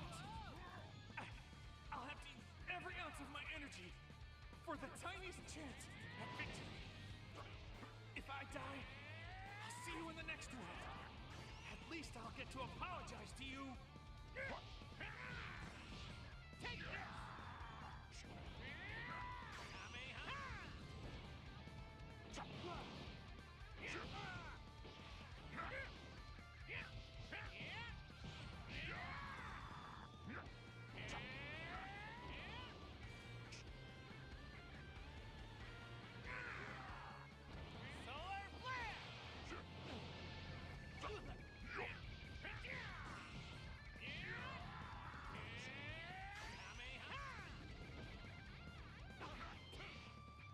Staying relatively even matched so far. Take this!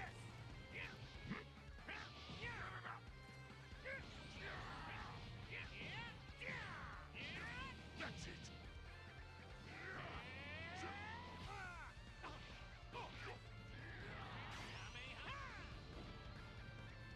I'll vaporize you. I just can't figure out how to avoid that one. Do I need to deflect it?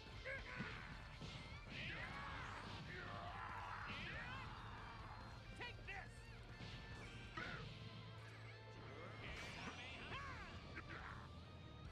Clean hit on him.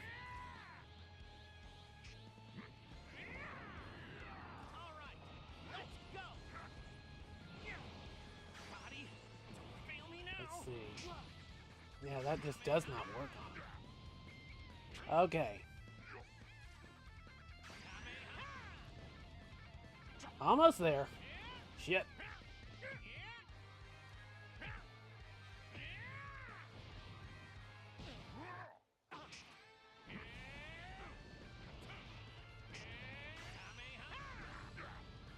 That did it! That did it! Down he goes! I need total focus to use the spirit bomb. It'll only take about 10 seconds. Come on, give me just 10 lousy seconds to concentrate. Maybe stop running your mouth and just do it! There's a thought!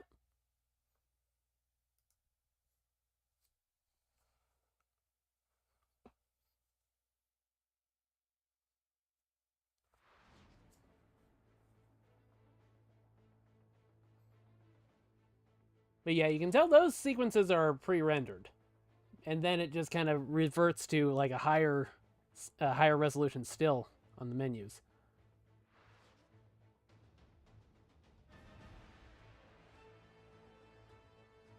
There. Okay, I think I put enough distance between us.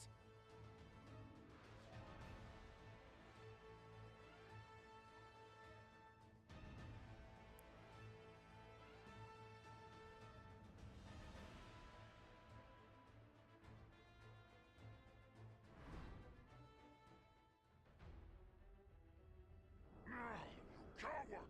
Where are you? Come out and face me! Time's up! He found me! There, it's done! I've gathered energy from every corner of the world! Just stop running your mouth and throw it!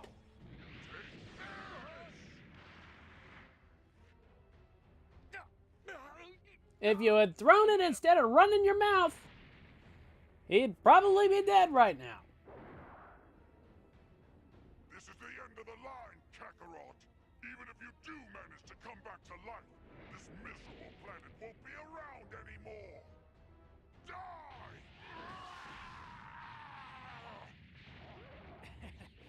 Consider that a little farewell present. I don't have the strength to lift a finger, so just do what you're gonna do to me, all right? Take your best shot.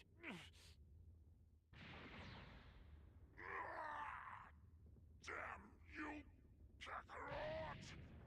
How dare you leave a scar on my beautiful face!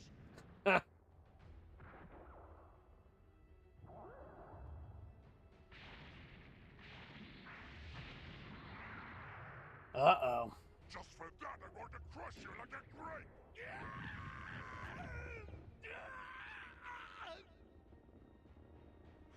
You know, when you really think about it, Dragon Ball's kind of fucked up a lot. You know?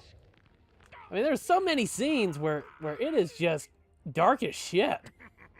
What's that I hear? Every bone in your body breaking? Must hurt. Ha! I think your friends are here. How quaint! Hey, Ugly! You put my dad down right now!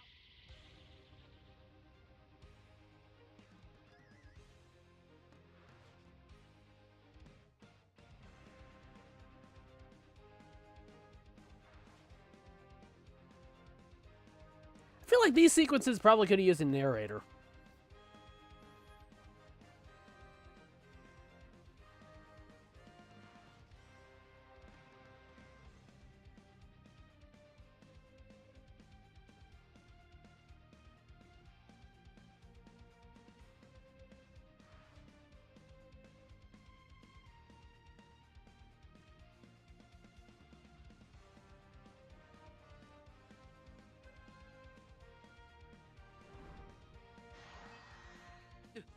This is it. This must be the spirit bomb. It's all up to you now. What the heck are you doing just standing there? You gonna throw the dang thing or what? Huh?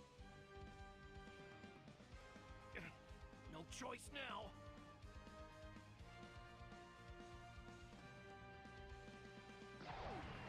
Take this!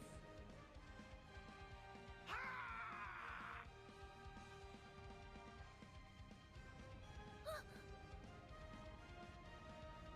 Bounce it back, Gohan!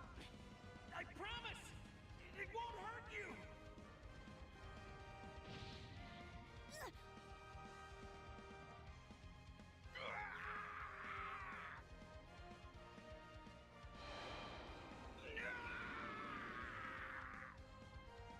Really hits on like all of the key plot points from each saga.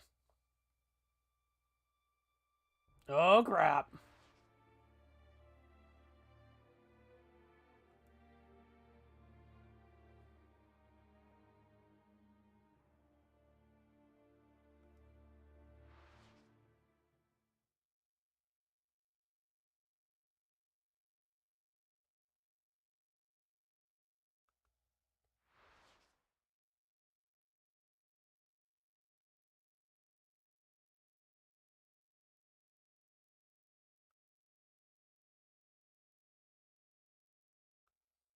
Okay, now that they could have used a little bit more, what's the term, like exposition or something like that?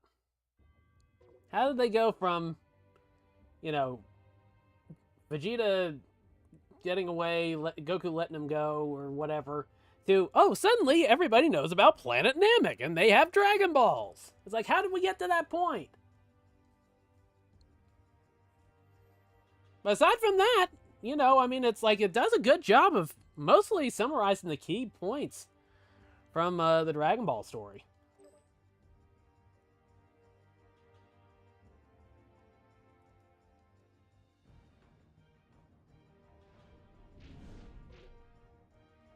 Let's see what the story map is like on here. I know we just saw a little bit of it, but I think you can maybe go in different directions with it, maybe?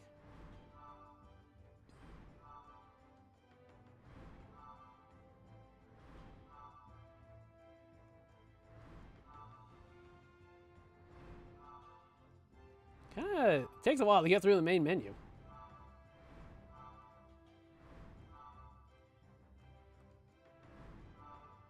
Okay. So that is the sequence where I think that's the sequence where we took the left turn instead of the right or whatever. Or is that just playing as Krillin? Let's see. Maybe not. Oh yeah, there we go. So if we take the other path with it, I guess it puts us on Piccolo's path. I guess? Okay, yeah, because it's on the little dot chain going to the bottom right says go it alone. That was the choice that we made at that point. So if we do the work together part, then it goes off to the upper right island map or whatever. So that's neat. That's neat. That's a little bit of replay value there. Overall, I'm pretty impressed with what we've seen of it. And it's been a long time since I played at one of the Tenkaichi games. You know, gosh, I can't even remember the last one I played. Let me see. I mean, I have like the Xenoverse ones and Dragon Ball Kakarot, Dragon Ball Fighters, stuff like that.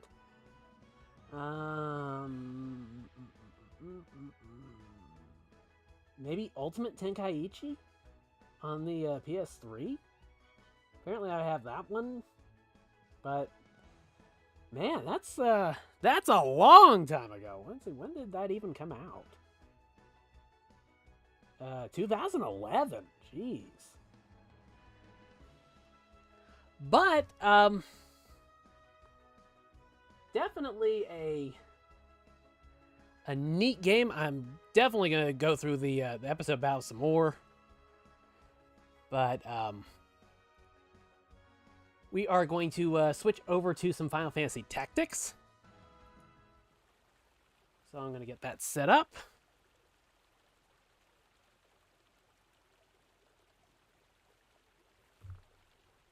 But yeah, I've been very pleased with that one. The battles are lightning quick, and you know, I still need to get a firm grasp on what the hell I'm doing. But overall, the gameplay has that like addictive, oh, just one more fight thing. And I don't know how much of the story it retells. I know we're obviously going through the Dragon Ball Z stuff, but I'm not sure how far forward it goes. But I guess we'll probably get into what Dragon Ball Super, since we saw Beerus in there on the main menu. But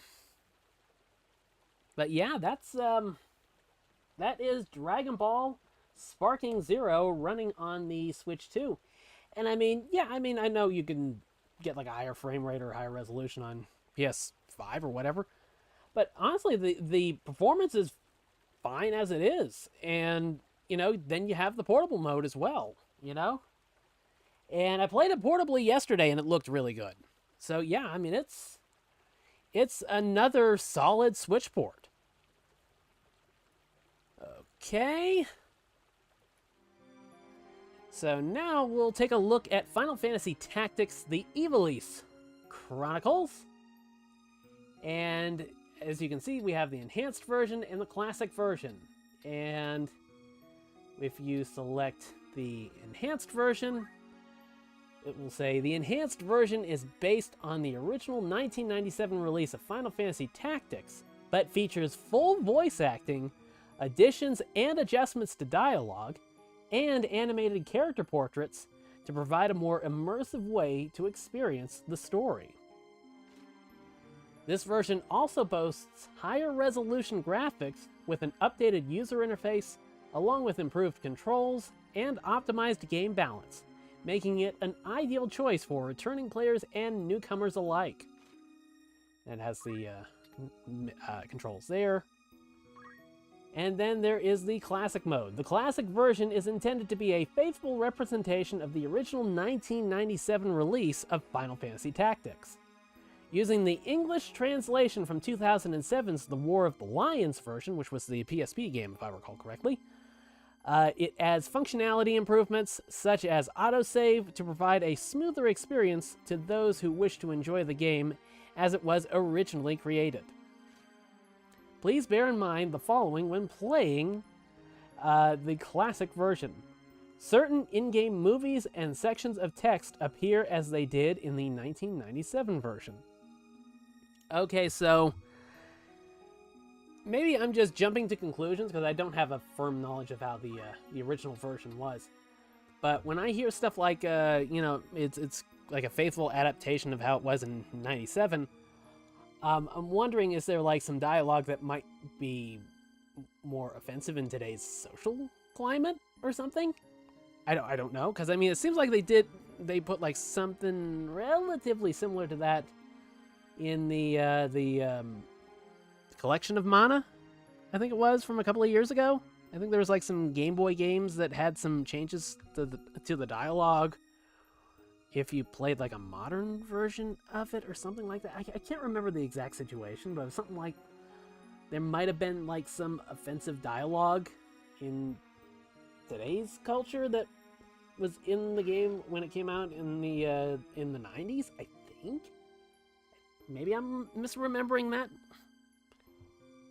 You know, but yeah, what we are going to do is we are going to pick up our game in the enhanced version, and this is what I was talking about earlier. We are going to be in chapter 1, which is just after the opening tutorial, and we are essentially tasked with I'm trying to think what was it. I was playing this a little bit yesterday, and I'm trying to remember the exact setup for it. But yeah, this was like 1 year earlier. Okay, it's like 1 year earlier from the opening sequence where like the princess gets kidnapped or something like that. Okay, positioning battle members. You can now choose where to position your units for the start of battle. Before combat begins, you must decide which units to place and where. For battles that are part of the main story, Ramza cannot be removed.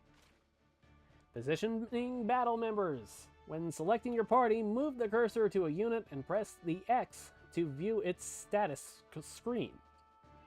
From here, you can change the unit's job and equipment to better deal with your opponents. Tactical view. Hold ZR to switch to a tactical view, either when selecting battle members or during battle. It provides a clearer view of ally and enemy positions as well as the lay of the land. Okay, so let's see. Yeah, that's pretty helpful, because I mean there are some times where it's like, you know, you're going around some of these different icons and it's just like, okay, what place am I again? Let's see. Okay, we are going to position.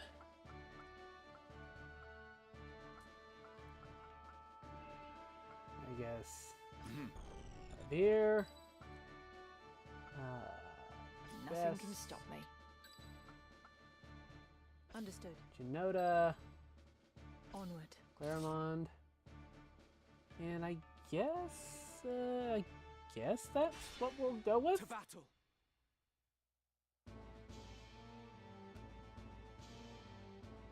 What have we here? Little moppets, is it? Our luck's turned for the better. All right, lads. Cut through these and we're as good as fled. Make quick work of them. And don't be leaving no squealers behind. The voice acting's good in this. You know, it uses that kind of like an old-timey English to it. Like Renaissance period or whatever. Ready. Now that's Delita. He is the guy that kidnaps the princess at the beginning, or at the end of the opening stage in the game, the prologue stage. And apparently, Ramza was surprised to see him because he thought he was dead. Remember, the well-aimed thrust pierces the nail. Don't patronize me, Delita. We Beowulfs know our way around the battlefield. Beowulf, was it? Heir to the noble house, Beowulf, I'd wager. Looks like we have ourselves some apprentices from the academy. Well, highborn moppets are still moppets. Muppets? Lay down your arms or die clutching them. None will mourn your passing. That's cold. Is that right? You're in far over your little heads. Okay, so we got the tactical view up. And looks like we are going to have to move forward there and maybe... yeah,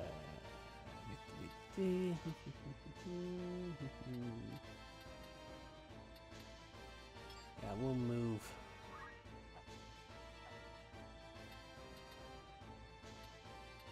Move over here. Let's see, I don't think I can...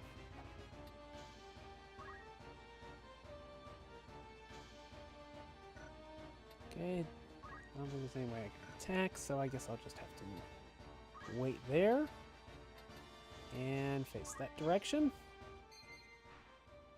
Controlling allied units. In addition to Ramza, you can also command allied units sent into battle. Instruct them wisely to ensure you emerge victorious.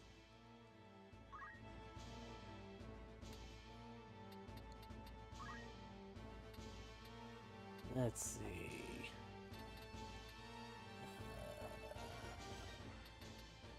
We'll go over here. I won't lose.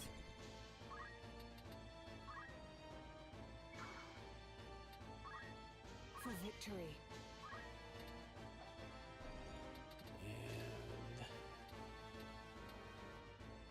And okay, we'll go there. Now It's is that the time. direction, and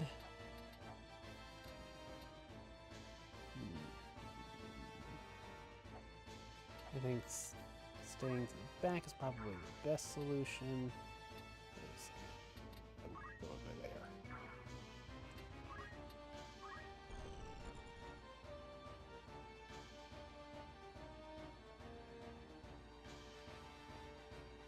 What's the plan?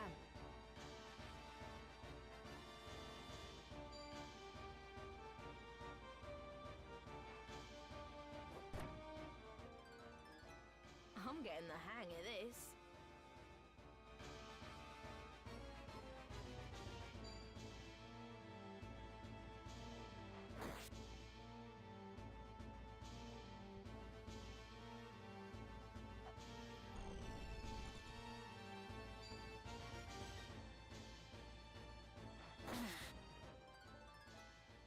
Nothing can stop me. My turn. Okay, well, let's see. Guess we're gonna have to... Oh yeah, it would help if I selected the right tile. Expected outcome. Once you have selected an ability and a target, the expected outcome will be displayed. Use this to predict what effect your actions might have before you make your decision. Okay. So it looks like 95% chance of hitting, doing 26 damage. That's gonna take him out. Got him. Raising a unit's job level. A unit can raise its job level by earning job EXP in battle. Each job has its own level, and as a unit's different job levels increase, new jobs will become available for that unit to use. I forgot about the job system being in I this. must keep moving forward. I mean, I've played Final Fantasy Tactics throughout the years. Mostly the PSP version, if I recall correctly. But, I don't remember much of the firm details of the game. And... okay.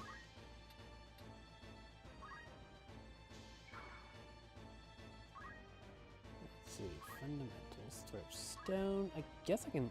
I'll throw stone. And might do 8 damage. That'll... Okay, so it did 4 damage. That'll work.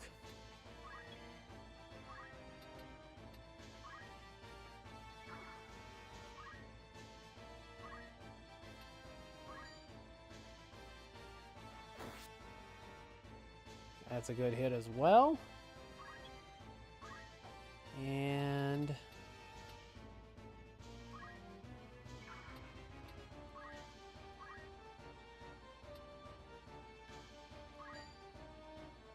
that'll do it. Time to meet my maker. And...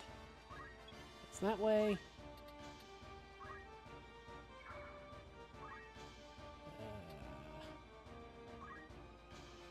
Let's see, I don't think I need to use a potion now, so we'll just wait. Right then.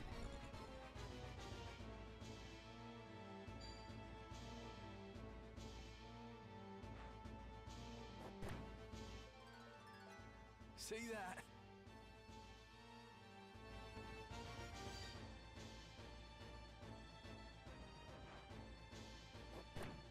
Throwing a stone. Who throws a stone?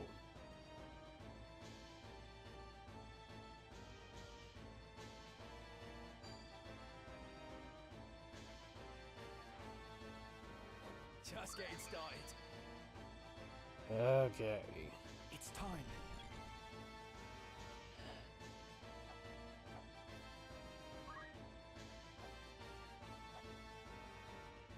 Okay, so there's no real great option.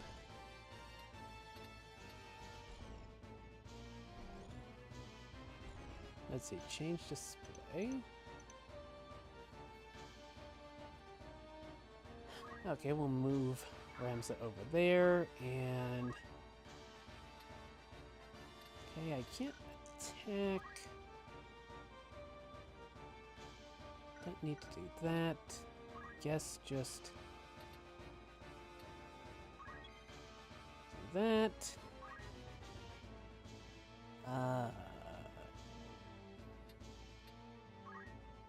Get Claremont out of there.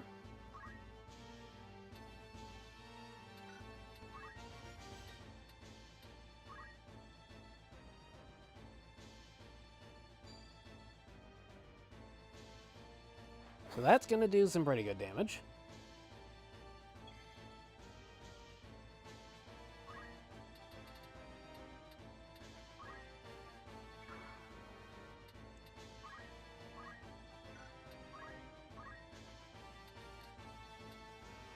Good old-fashioned throw stone. Surprised. Ah, crap, and he ducked. I'll show him.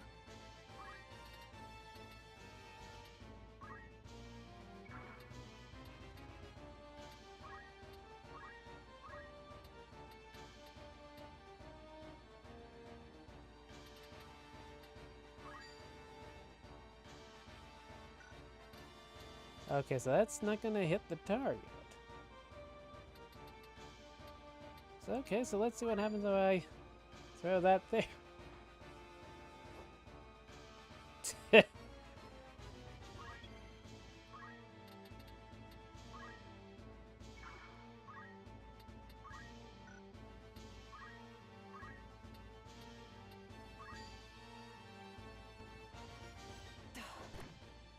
Okay, well, makes contact. It's now or never.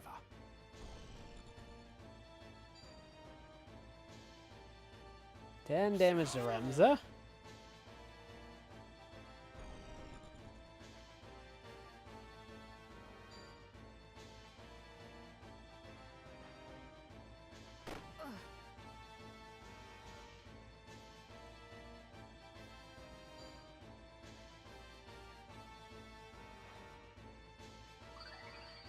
Oh, great. Well, I think we know who needs to be dealt with next. Right.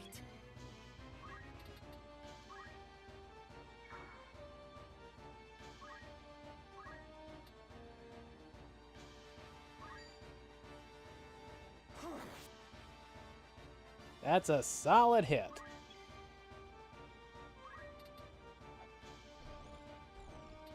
Okay.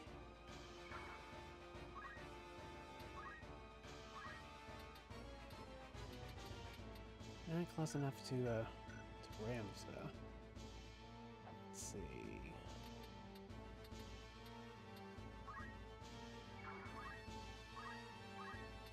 Can I make it? Leave that to me. My thanks. Perfect.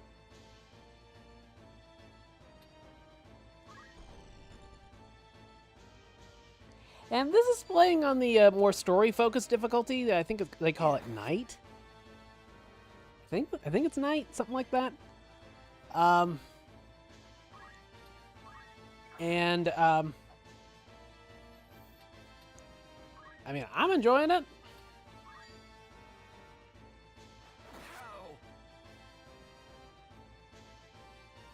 I won't lose. Okay, and this should do it for him.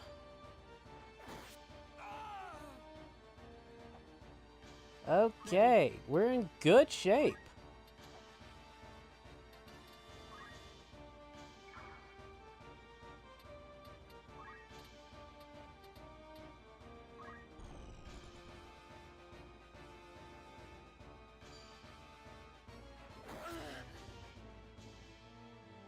My turn. Okay. Take him out. Have you now? I think we are pretty much in good shape.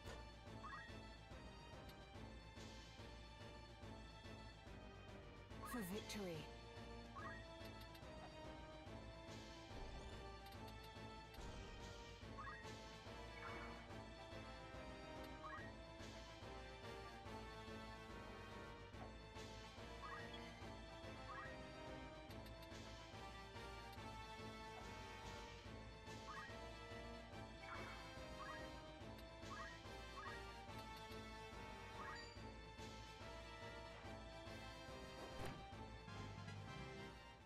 Right on target.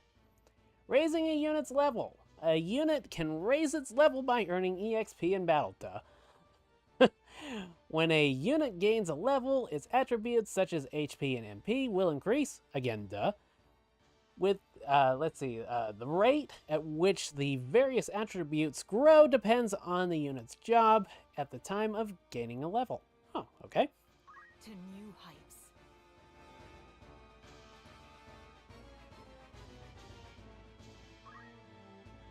And Delita should handle Edmund. Down with you. This can't be happening. No substitute for experience. Why persist in such folly? Honest work would see them die old in bed. Yet they choose instead this early grave. Victory is yours. The enemy is vanquished.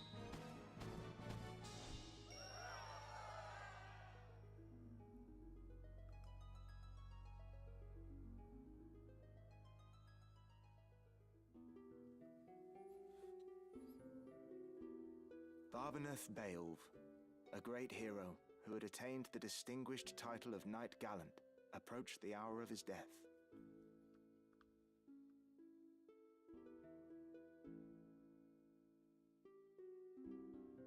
What news of the war? The Order has struck a great blow. Limbri is ours once more. 'Tis but a matter of time ere the Ordalians withdraw from Seltenia. All goes as planned, Lord Father. Be not troubled. The envoy dispatched to treat with Advocate Lenario returned this night past. He has agreed to your proposal, Lord Father. Good. Very good. Then the war will die with me. Father. There now, Alma. Do you want my last memory to be of your tears? Where is that Ramza? He should be here at your side. Zalbag, Dystag, you are dear to me. But Ramza is no less so. Though he be not the issue of the womb that bore you, my sons, still my blood courses through his veins. Watch after him. Lord Father! You forget yourself, Ramza. You have come. Good. Let me look upon your face once more. Lord Father. How long has it been? You've grown into a fine young man. I would hear of your studies. You've been at the academy since spring, is it?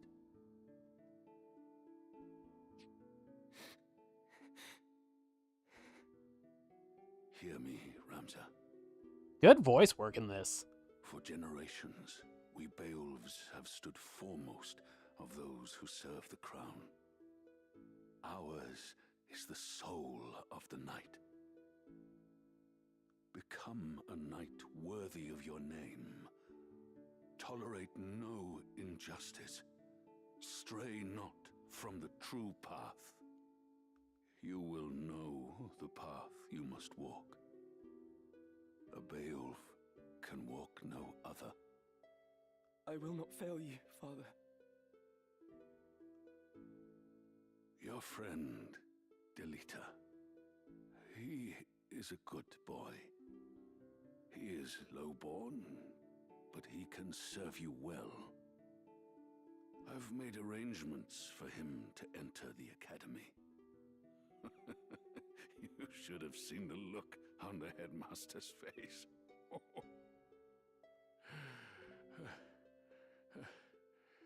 In the years ahead, you will need someone whom you can trust. You could do far worse than Delita. As you say, Father. Take care of your sister.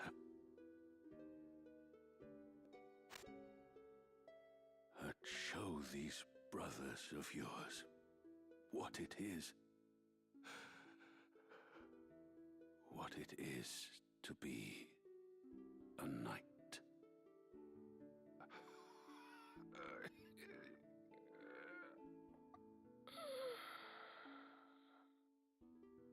Damn, that's some quality voice work right there.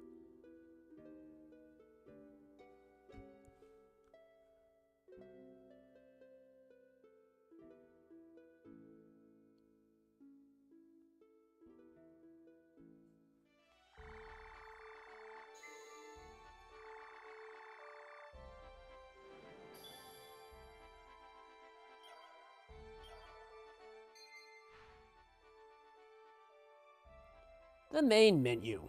Pressing plus on the world map opens the main menu, which contains the following: units, view party members and change their equipment, abilities, and so on. Inventory, check the items in your possession. Chronicle, learn about the world and story. That's probably going to be a handy feature because there's a lot to keep up with in this. It is a Final Fantasy game after all. The vibe of it kind of reminds me a little bit of Final Fantasy 16. Not quite as gritty and dark, but it just kind of has that kind of a feel to it where it's like a little bit more serious than your typical Final Fantasy. But, you know, compelling from the word go. Okay, first try opening the main menu and visiting the unit screen where you may equip your party with weapons and armor and assign abilities. From the unit section of the main menu, you may use Set as Favorite to have your favorite units appear at the top of the list.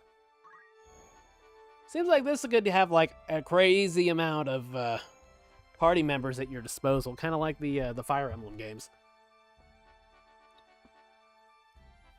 Let's see.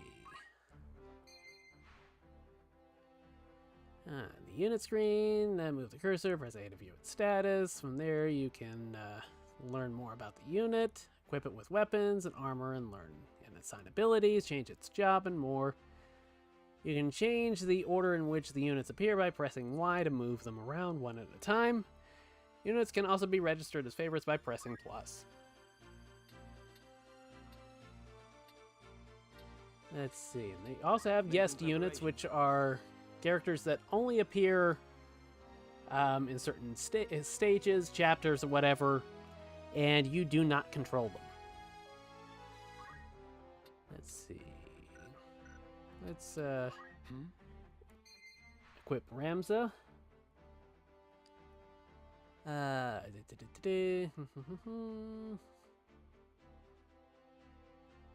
Okay, that's interesting. You can create combat sets that are essentially loadouts, I guess you'd say. Let's see.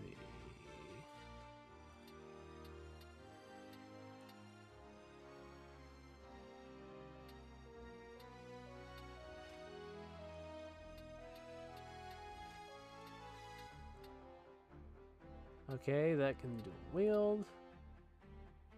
Can wield two-handed. Okay.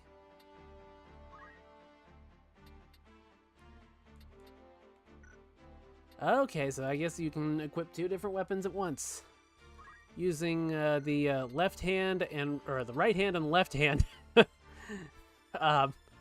icons on the equipment screen. And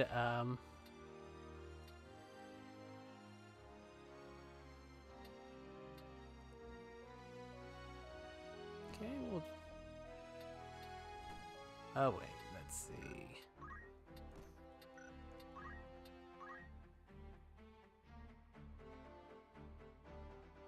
Oh, okay, yeah, I get you. So you can't like mix and match, I don't think. I think they have to be like two of the same weapon in order to use them dual wielded. Their cap, clothing, battle boots, stuff like that. Let's see, job class. Okay, level 2 for the squire, and there's also the chemist, the knight, and the archer, plus all of these that haven't been revealed yet. Need something? Okay, I hit the wrong button. Okay. So what we're going to do, we're going to save this. And we're going to return to the title screen, and we're going to see if we can resume our progress in the classic version.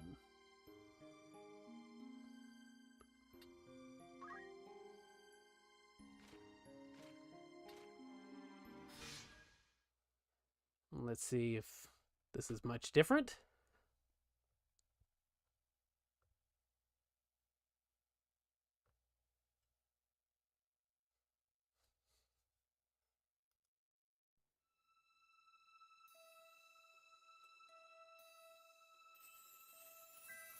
Oh yeah, this is definitely PS1 era.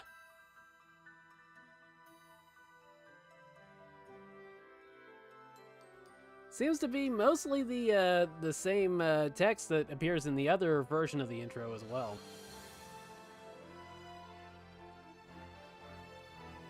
Not sure why it's showing the subtitles for what's already being displayed on screen. Ah, yeah, you can tell this is the old one. Square Presents, not Square Enix.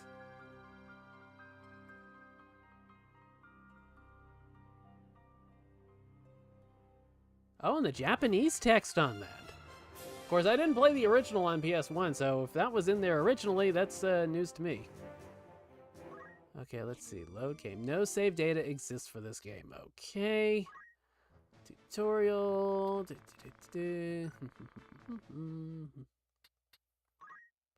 We'll play a couple of minutes of this. And then we will head over to Star Wars Outlaws. We're almost at the 2.5 hour mark of this stream, and I haven't even touched Star Wars Outlaws. Holy crap.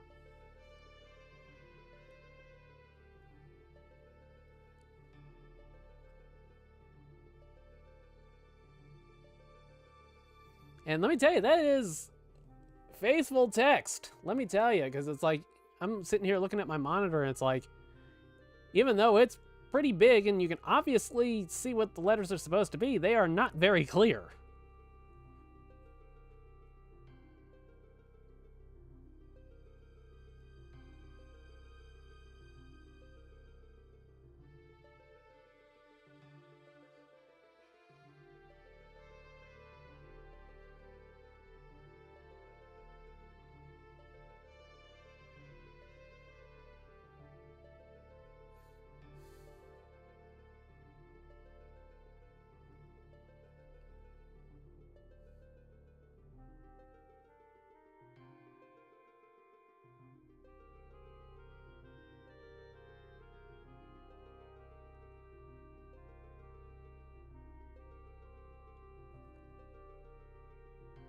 But what the eye sees is oftentimes a mere fragment of the truth.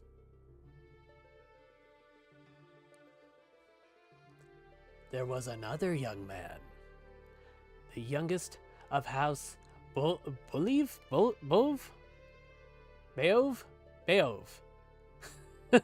long famed for producing leaders of knights and men.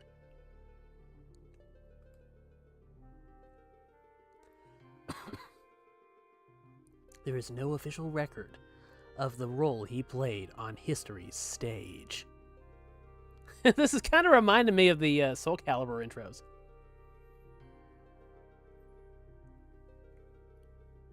However, according to the Dural papers, the existence of which became known to the public only this last year, they had long lain concealed in church archives. This forgotten young man is in fact the true hero.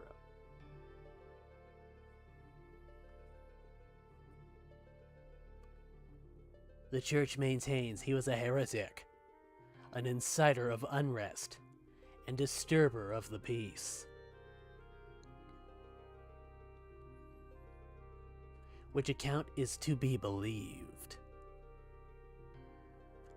Join me in my search to uncover the answer.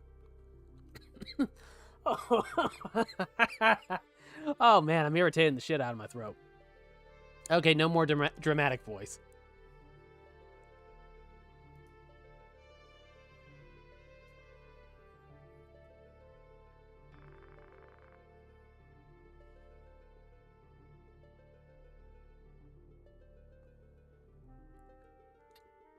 Okay, Ramza.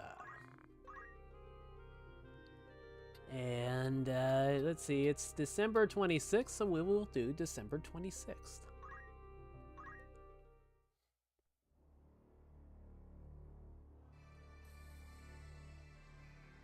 Yeah, these are old school FMVs.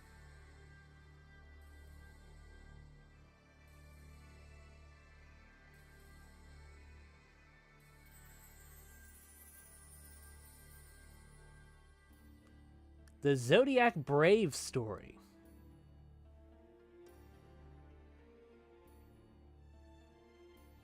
Not to be confused with Knights of the Zodiac.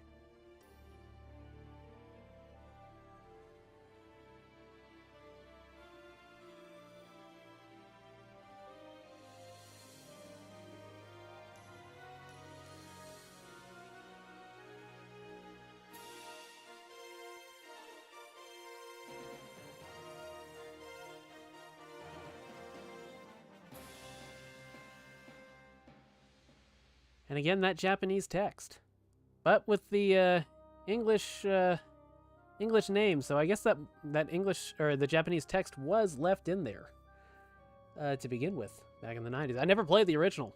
Like I said, I only played the PSP one.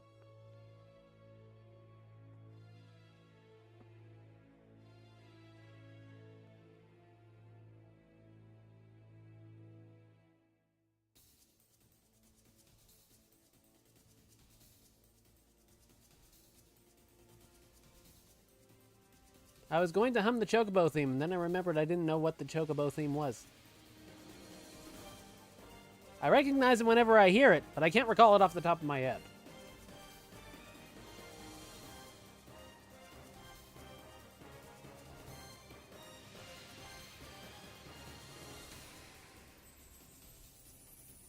And this really sends you back.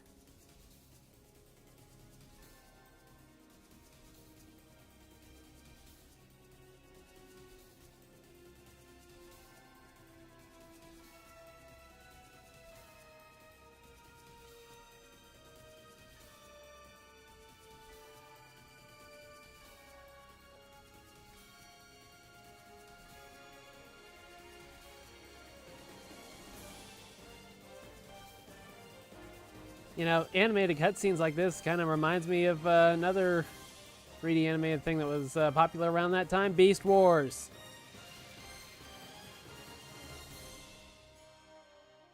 Actually, I had Beast Wars on last night while I was just getting ready for bed. I like to toss stuff like that on before I go to sleep. You know, it's like one of those things where it's like, if you pay attention, great. If not, fuck it, who cares? You know?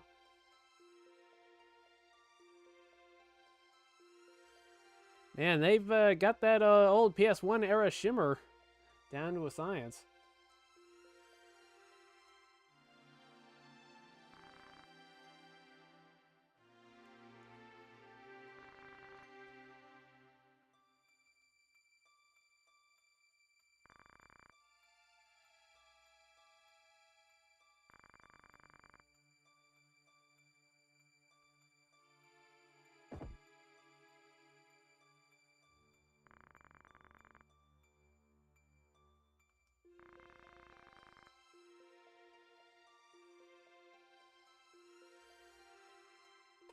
You are in the presence of greatness.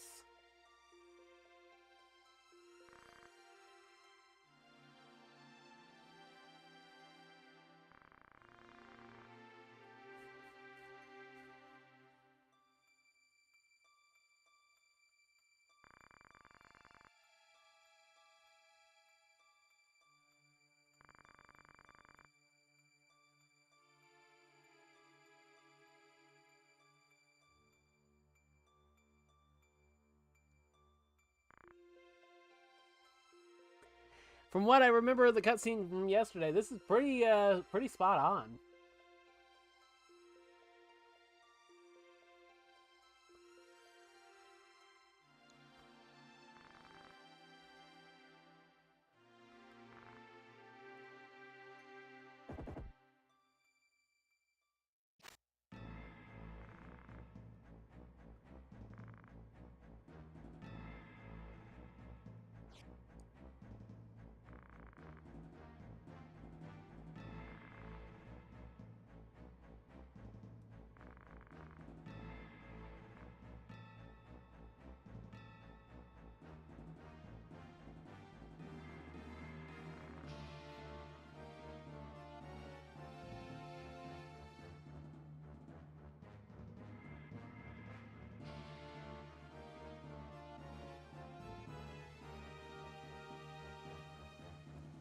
Yeah, that is definitely PS1 era geometry.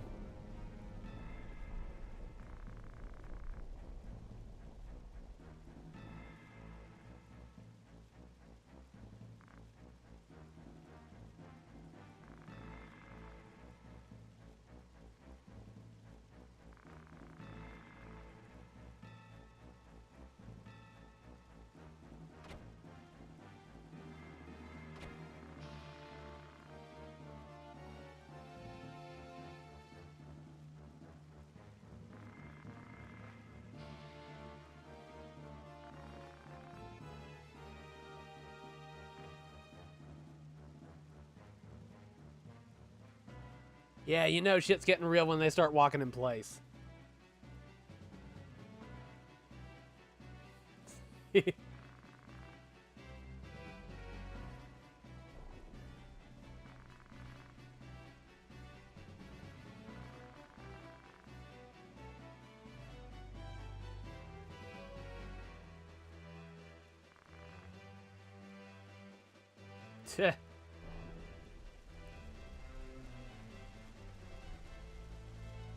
So if it's like how it is in the enhanced version, we'll just control Ramza for this fight.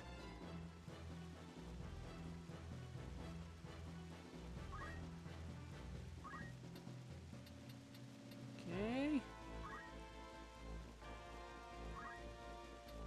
Let's see. Can I attack? Nope. Can't. So I just gotta wait.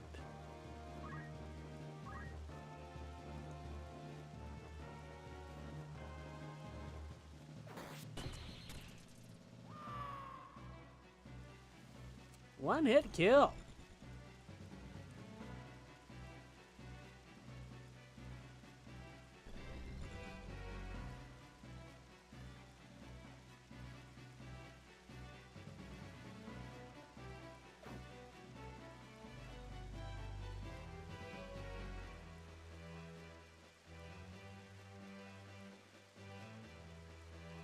So I can't seem to rotate the screen while it's doing the moves for the other players, or other characters, I should say.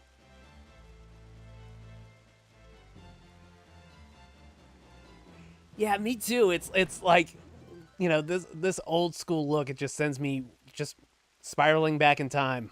You know, it's like jumping into a DeLorean, hitting 88 miles an hour, and suddenly I'm back in 1990. Was it 7? We don't even have Ocarina of Time yet.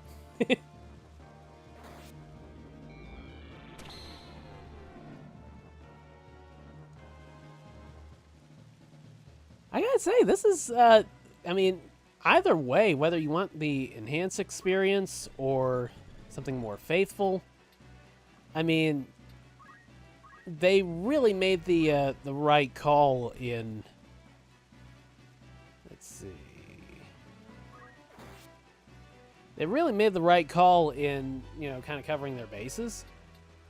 You know, offering both the traditional and a modernized experience, which is closer to the PSP. It's been forever since I played the PSP version, so I wish I had like gone back and done a little bit of a refresher on it,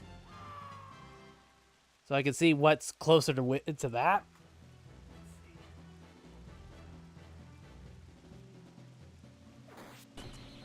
Fortunately, I do have my PSP games over to the side. And of course, the screens are so small I can't really tell in detail how it looks. I think it's a little bit more modernized than this, and I think it has some different pre-rendered cutscenes, it looks like. I love the PSP. I need to go back to it more often. I mean, just everything about it is just such a neat piece of hardware. I wish they'd bring back the XMB from the PS3 and the PSP. That was the best Sony interface, by far.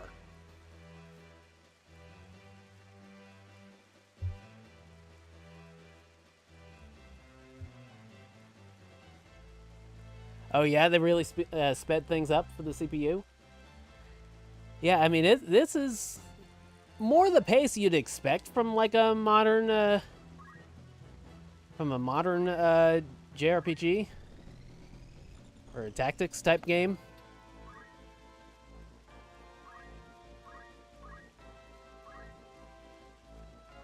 Oh, don't attack yourself. There we go. Much better.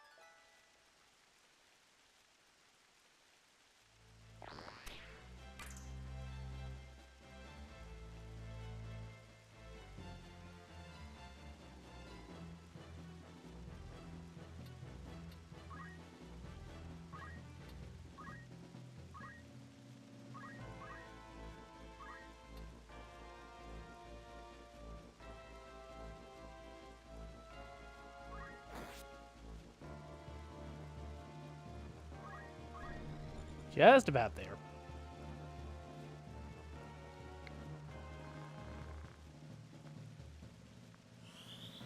Yeah, you know what? Yeah, I'm glad you mentioned that. Yeah, it's like I have a PSP 3000 and a PSP 1000, I think it is. And the 1000, man, let me tell you, I stumbled upon that one just as it was getting put out at a Goodwill. And I think I got it for like $12 or something like that. And I think it had, I want to say maybe it had like one of the Tony Hawk games with it in the case or something like that. And I just checked the battery on it. I think it was maybe around the beginning of this year or last year, maybe. And I didn't notice much of a bulge, but it just, when I put it down on my table, I could kind of spin it around. It was kind of like spinning around in the center. So I'm like, maybe is it time to let this go? And I think I still have it. I'm still trying to figure out how I want to replace the batteries with that. I think they might have some cheap generics on Amazon or something. And yeah, I need to go back and double check my 3000 again. It's been a little bit. I try to keep everything charged up. Within a couple of months, I try to make like a day of it and just like charge everything like every 6 months or so. But I know a couple of months ago, maybe about 2 months ago, something like that, I noticed that the battery inside one of my PS3 DualShock controllers, it's like another PlayStation piece of hardware that I got at a Goodwill. And I noticed that the front of the controller had kind of like snapped open a bit. Oh, excuse me. And I got it open, and sure enough, that battery was bulging pretty good. So yeah, like you were saying, definitely check the batteries in the PSP, as well as whatever controllers have like rechargeable batteries in it, especially from the PS3 era. I mean, they're simple enough to get in there and pull out. I mean, pull out, but yeah, I mean, it's one of those things where it's like, I wish that a lot of things used like, I don't know, more standardized batteries. So if you need to replace something, it's not that much of a pain in the ass to do it and get like something competent, as opposed to like one of the cheap Chinese batteries that's maybe slightly better than what's already in there, but not by much, But I need to go and check my DS systems too, because it's been a while since I've looked at those.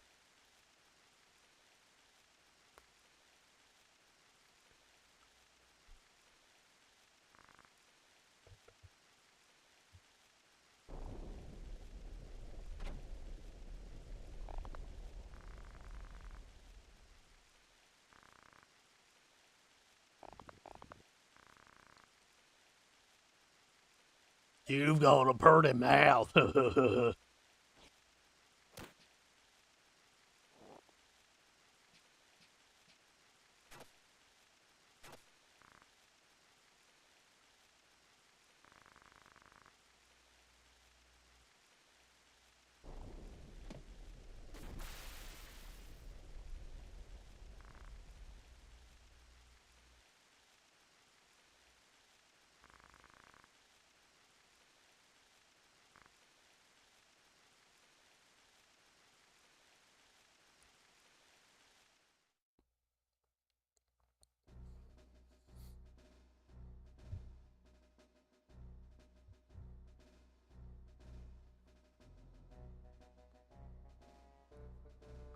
The War of the Lions. I believe that was the subtitle on the PSP one.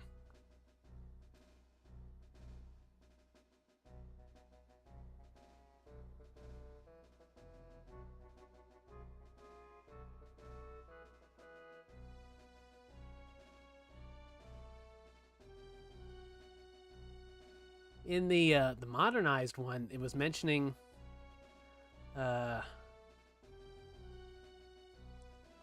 is mentioning that a lot of the soldiers in the war would come back and find their houses razed and their families slaughtered. And I'm like, oh shit. Yeah, this is definitely definitely a little closer in tone to the Final Fantasy 16. I liked Final Fantasy 16 what I played of it. I mean, I know the reputation is kind of like hit or miss, but you know, for something that's a little bit more on the serious Game of Thrones-y side, you know, I mean, I really liked it, what I played of it. And it's a beautiful graphical showcase. One of the prettiest games this generation.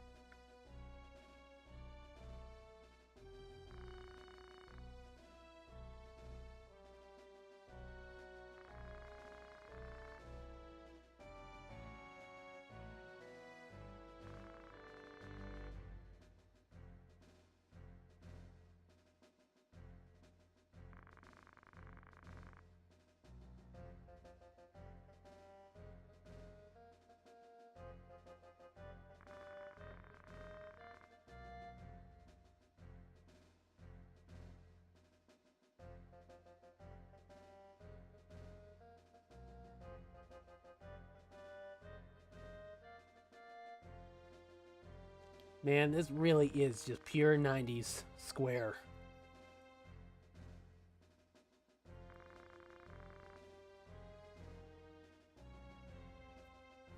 This would have been, what, about like 2 or 3 years after Mario RPG? Something like that?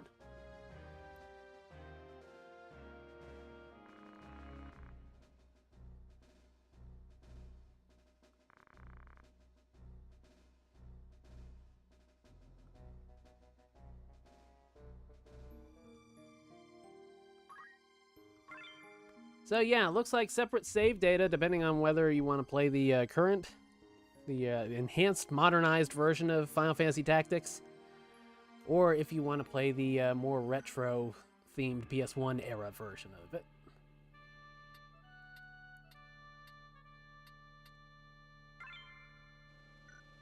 Let's see. Status.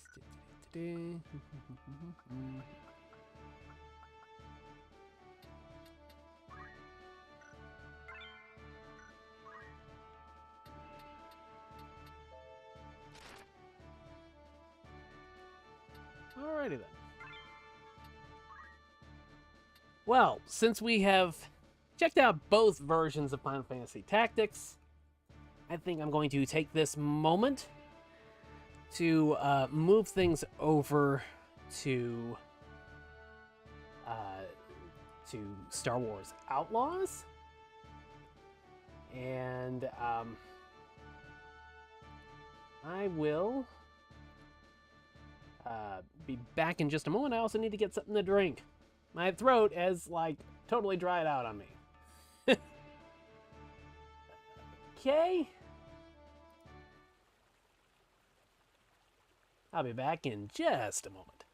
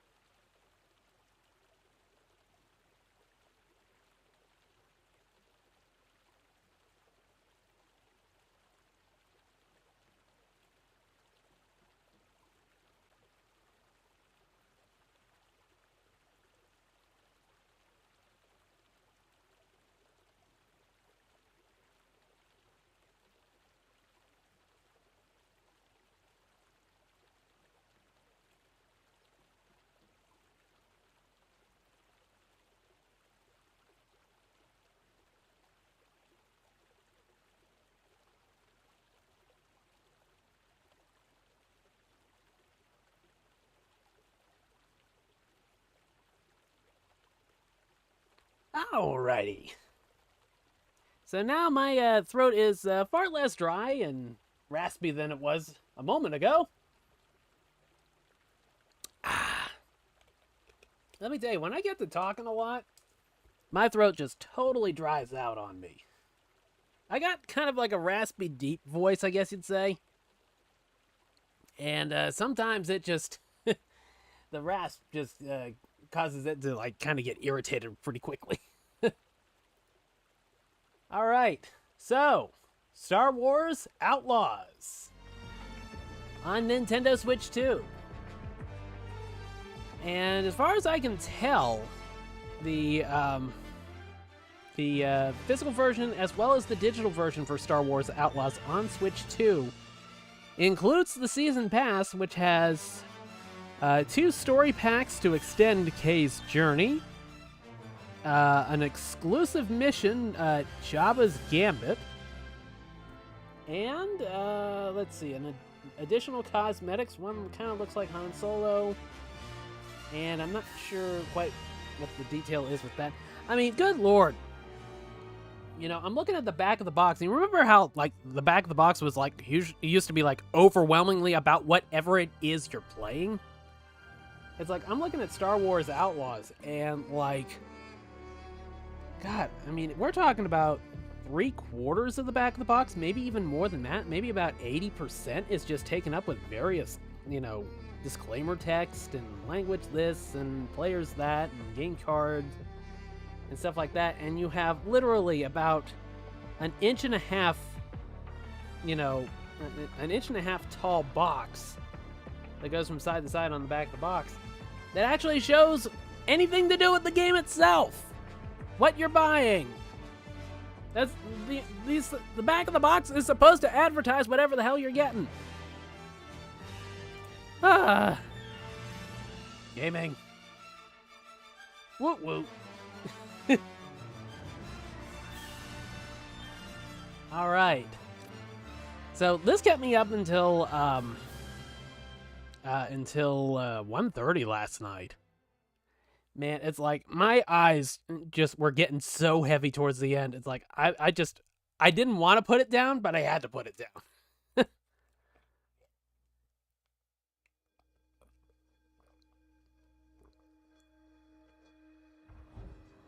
Oh yeah, big PC game boxes. Those were always so good. I still have like a box of PC games around here, and a lot of them are some of the older things, like golf games and stuff like that. But I also have a like a big box version of Street Fighter, or Super Street Fighter, the new Challengers, Street Fighter 2, I should say.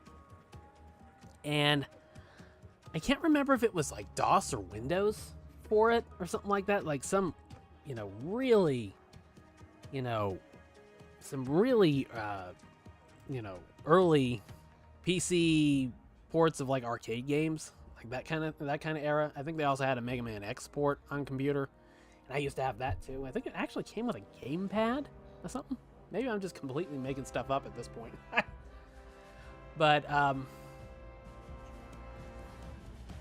yeah, it's like I had like 2 copies of that, and I gave one to my grandfather because he was a PC gamer, and I want to say it might have gotten thrown out because it's like the way they did the inserts on it is like just like kind of like a cardboard, or not a cardboard, like a plastic tray that the disc clicked into. It wasn't like a jewel case or anything like that. And I want to say my grandmother might have thrown it out, thinking it was empty.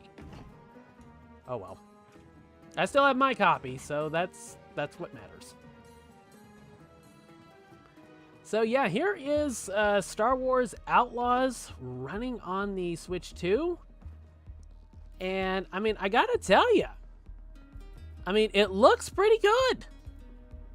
It looks really good, especially when you can take this pretty much anywhere you want, you know?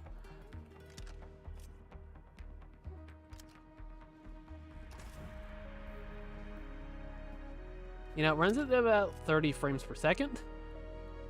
And a few visual tweaks here and there, but, I mean, overall, it looks great. It runs very well. You know, performance hitches here and there. But, I mean, overall, the experience is... I mean, it kept me compelled last night. I did not want to put it down. Probably would have gone till 2 or 3 o'clock in the morning if I could have kept my eyes open. So at this point, I am trying to infiltrate Gorok's base, I guess. And, you know, Star Wars Outlaws has like some sort of a system where you basically have a reputation with each of the different cartels in the galaxy. And if you have, you know, a good reputation, it can open some doors and get you like new items and VIP treatment at stores and stuff like that. And you know, it's an interesting dynamic, and I'm really curious to see how it plays out the deeper I get in the game. There goes my throat again. Yeah, I mean, it seems to be a pretty solid 30 FPS. And seems like it's in comparisons, like head-to-head comparisons, it runs better on the Switch 2 than on the Steam Deck with some settings. Some like mid to low range settings, something like that. And of course, that's the thing. Okay, Pike Syndicate, poor. That's my reputation with them. But yeah, I mean, for the most part, I mean, it's like the advantage to the Switch 2 versus getting things on Steam Deck is, you know, even if something is like Steam Deck verified,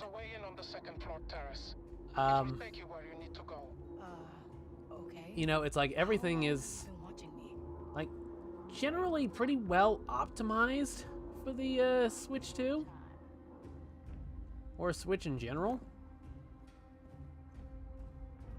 And I mean, there's like so many different, you know, kinds of PC settings that you can have there. And personally, I mean, I'm not as much of a fan of tinkering around with all the settings to get things looking just right. Because, you know, it's like, PC gaming and I have kind of like a strained reputation. You know, it's like, I always, you know, joke around about it, about spending more time trying to get things positioned where I can play it. Rather than... What the heck? That's it, buddy. What the hell is he doing? Okay. But yeah, it's like I always joked around I'd spend more time trying to get PC games to work than I actually did playing them. And it's kind of like that with the NES too, until I got like one of the like clone systems that let's see, who the hell was it that put these out? Was it Retron? Something like that. You know, I'd spend more time trying to get the cartridge cleaned to the point where it would actually work than it would actually play in the game.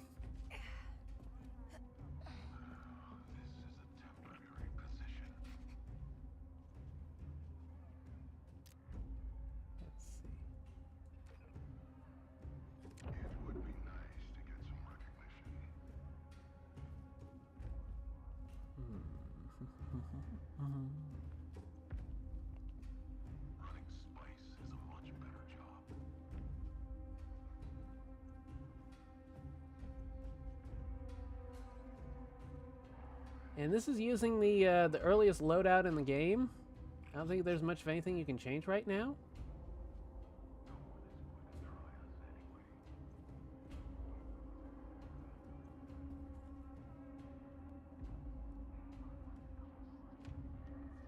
Okay.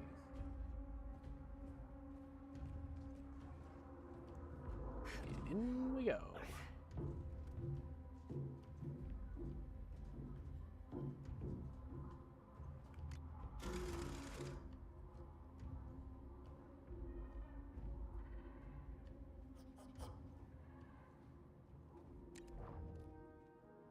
go put on a show next.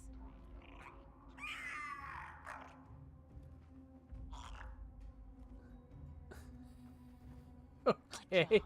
Okay.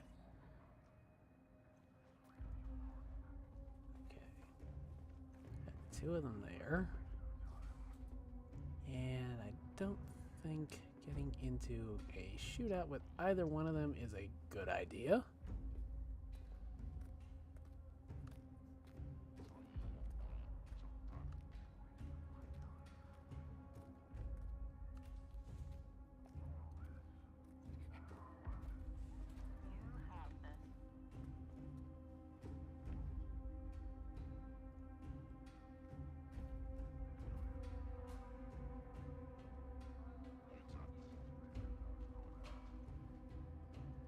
Yeah, it's like there's some things I like tinkering around with. You know, I build arcade sticks in my, you know, free time whenever I have the parts for it and the desire. But you know, when I sit down to play a game, it's like I just want to sit down and play the game rather than obsess over all the details to try to get the game to the point where I can actually want to play it, or it's like in a shape that I feel is like acceptable or something like that.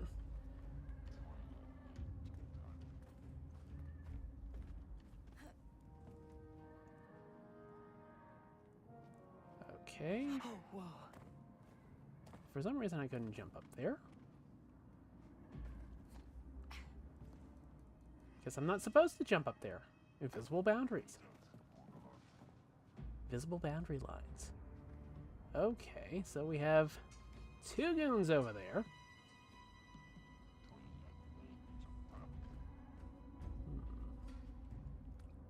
Let's see if I can distract.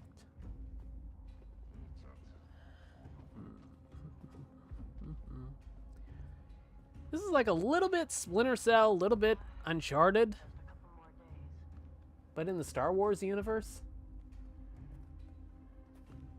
Let's see.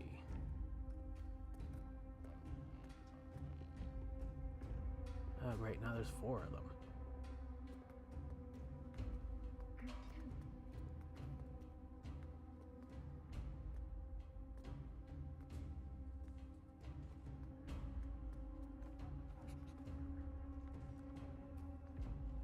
Let's see. Just very carefully.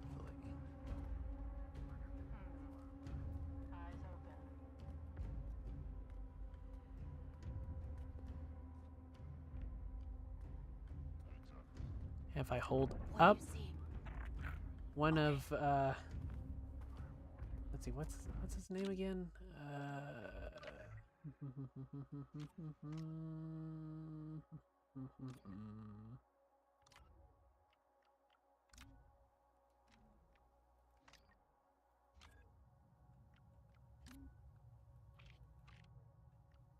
Nyx. Cute little thing in the space alien kind of cute sort of way. Okay,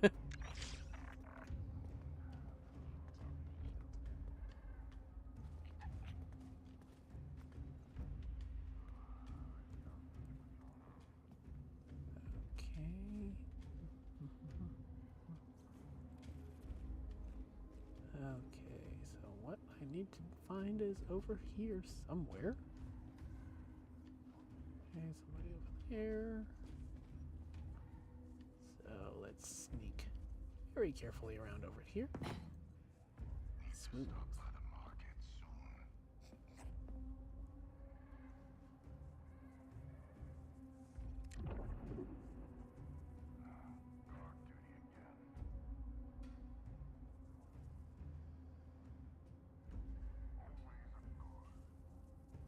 And there's a lot of like accessibility options with this too. If you want to have all the subtitles going, you can. If you just want to have the alien languages translated, that's good too.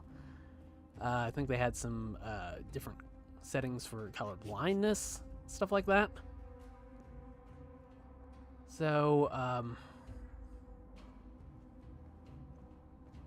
that's pretty neat.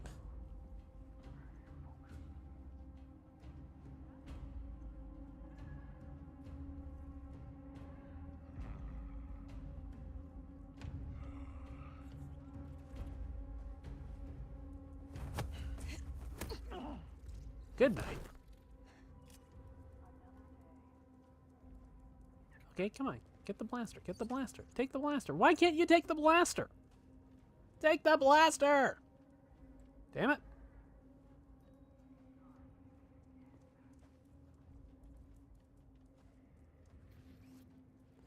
Let's see.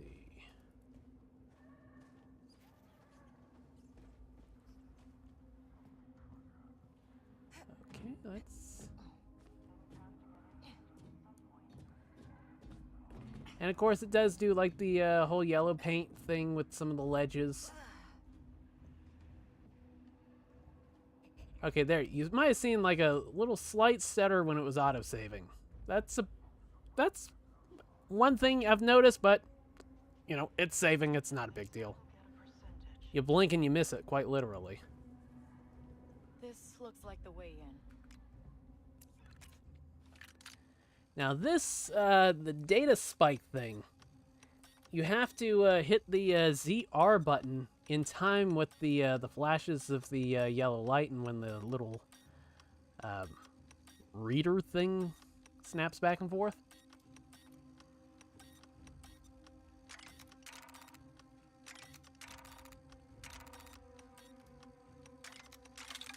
There we go. I think there's like an also like a visual display for it to make it a little easier as well.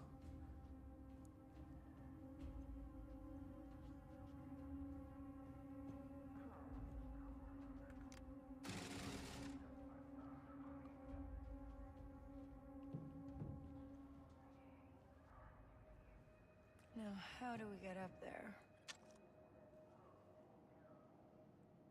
Ah.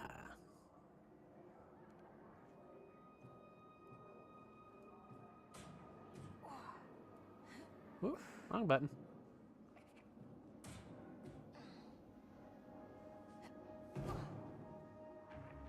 Smooth.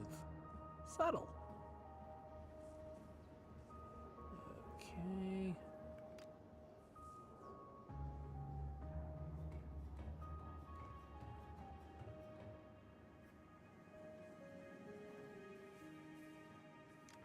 Turbo lift. Okay. That lowered a turbo lift.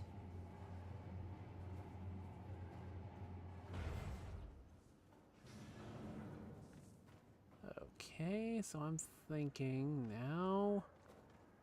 I guess we go back up the ladder and jump across it?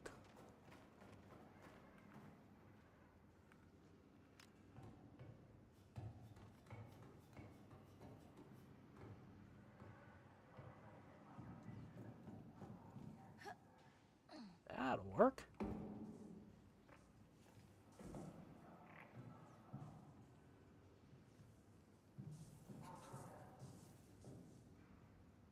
Oh, come on, just crawl underneath it.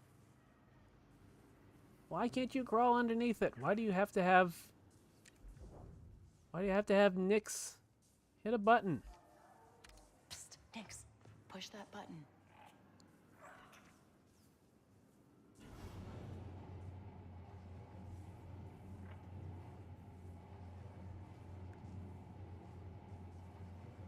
Oh, all right.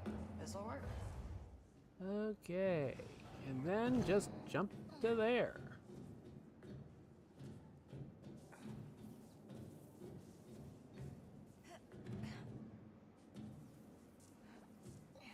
So yeah, it definitely has that that kind of a Uncharted or maybe the what is it, Jedi Fallen Order games kind of a feel to the action. Apparently this does also support HDR. Just turn HDR off. It never looks great on my TVs for some reason. That looks nice, huh, Nyx? Nice job, Nyx.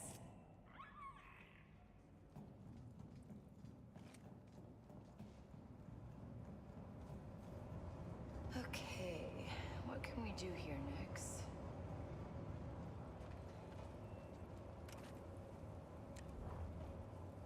Hey, hold this open.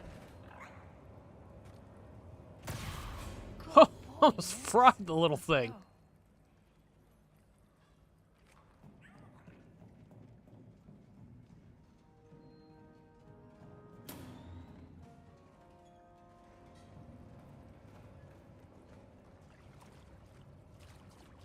Okay, what do we got here?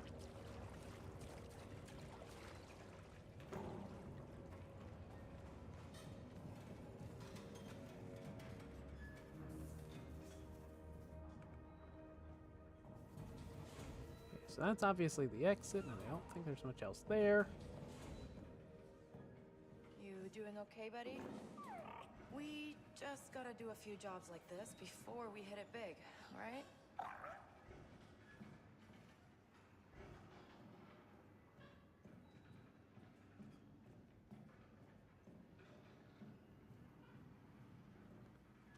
Okay, I don't know that there's anybody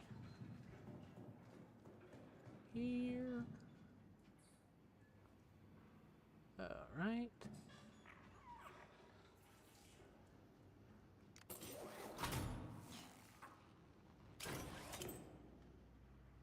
I accidentally hit the ZR button and she pulled out her gun in midair. Nice attention to detail.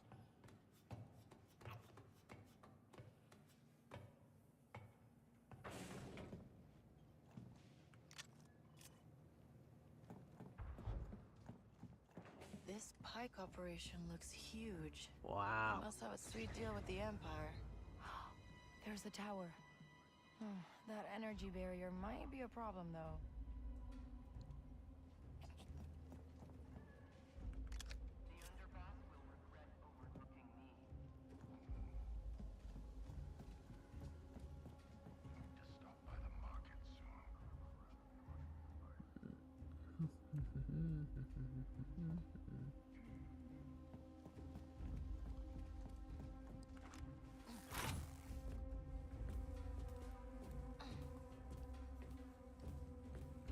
This seems to be looking very good, running pretty smooth overall. You know, I think it's improved even more since the demo I played.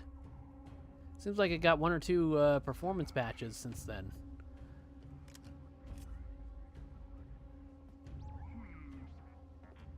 Okay, so there's a guard there. Sneak up quietly. KO. You win. Perfect. Okay, then.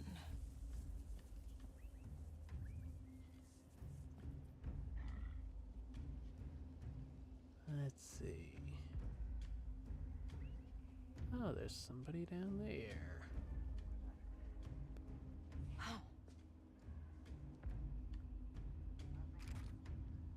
Night, night.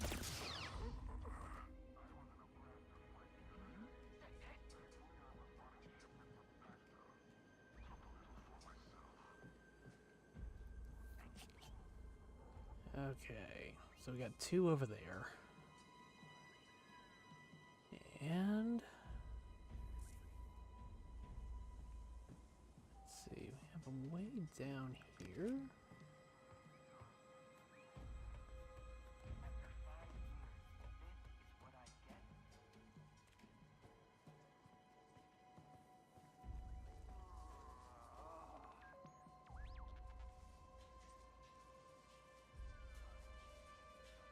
Okay, we have a droid.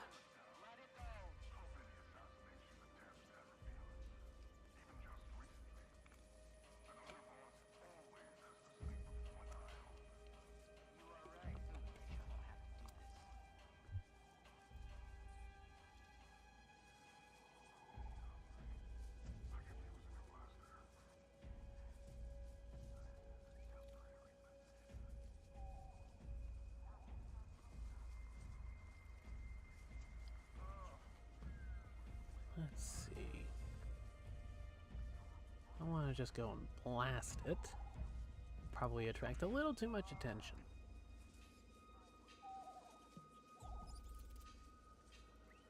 Sneak around it.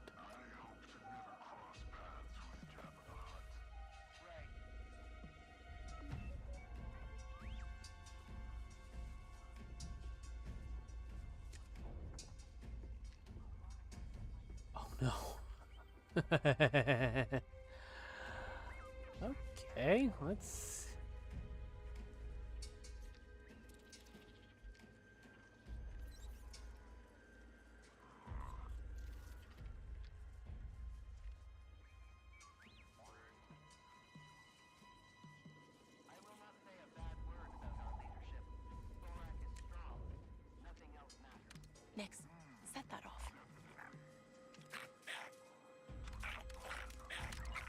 Okay, get the hell out of there.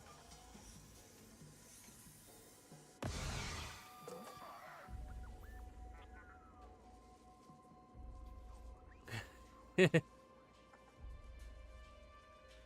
so that obviously got their attention.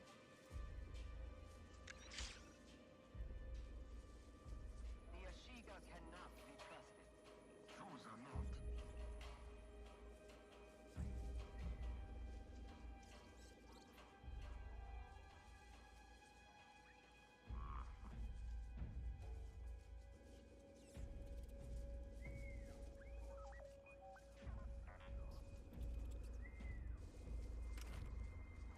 Better go back.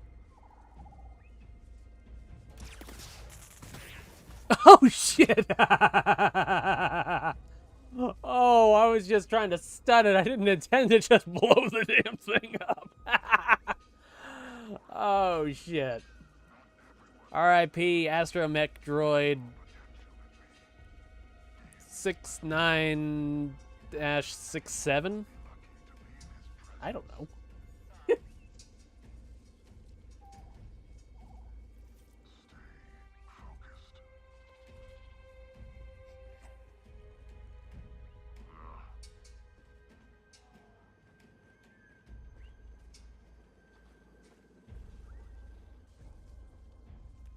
I am better than this.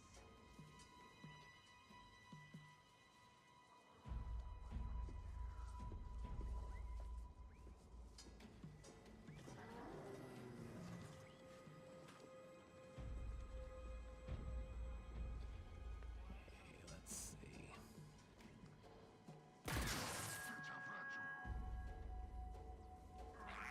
Suppose it's nothing. Nothing here. Looks clear. No one here. Come on this way. All clear. Suppose it's nothing. Nothing here. Looks clear.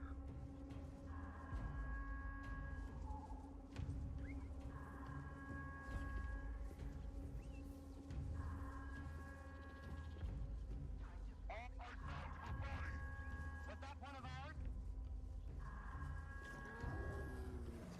Oh, it's getting complicated.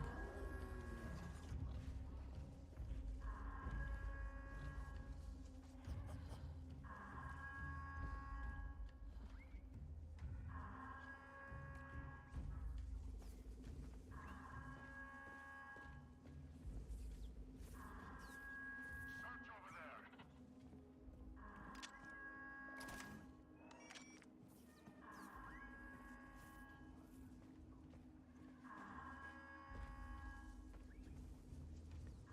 Let's see.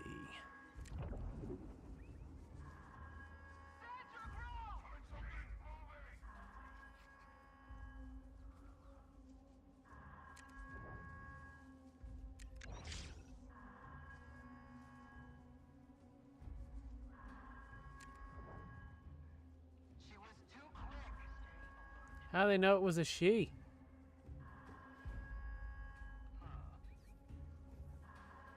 Look this way.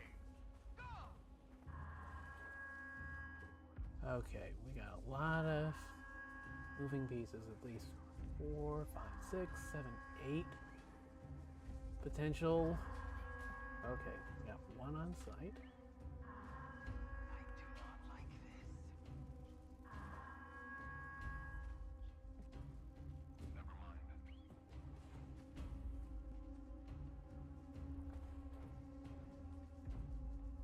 Forget it. We have things to do. Okay, looks like the alert period is over. I know what I saw. Take a moment.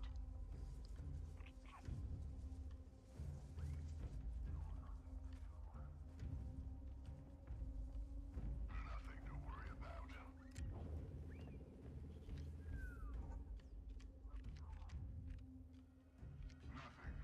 It is clear. Next, hit that barrel. I see you, Run. strange little thing. Oh shit!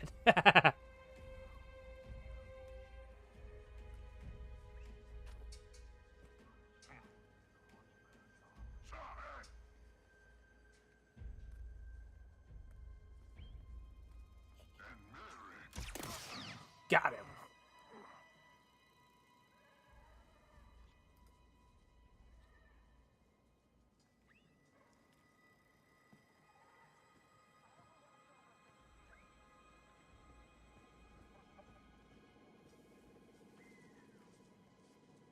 Well, now we've made a mess of things, haven't we?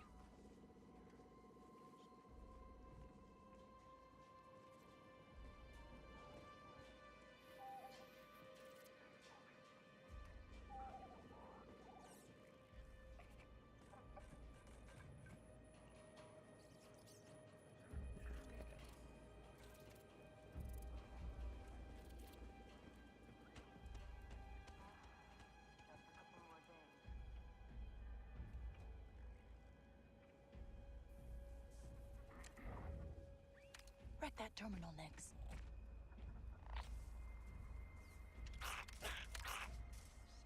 All right then.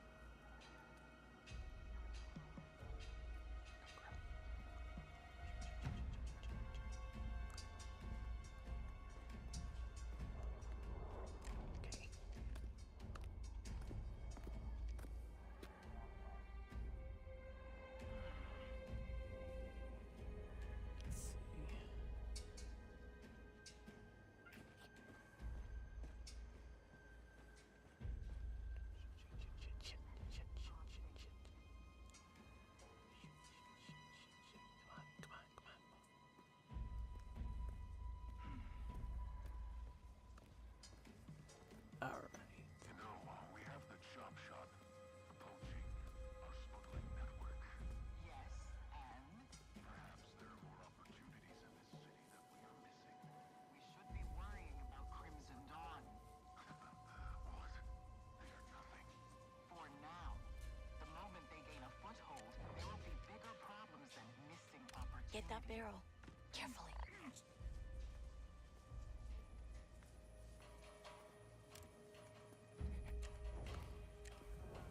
Let's blow that up. See what happens.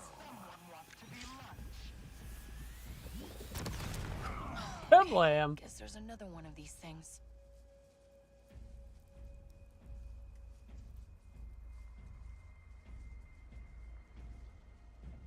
Two more down. Let's see, where the hell's the camera itself?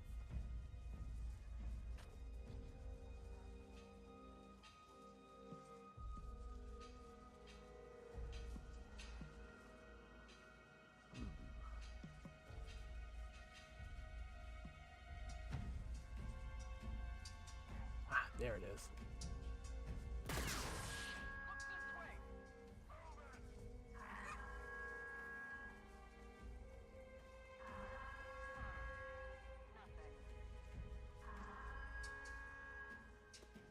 Weird. Hold on.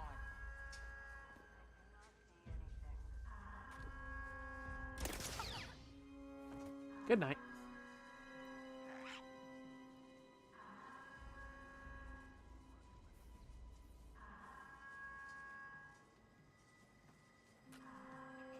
Seal all the exits!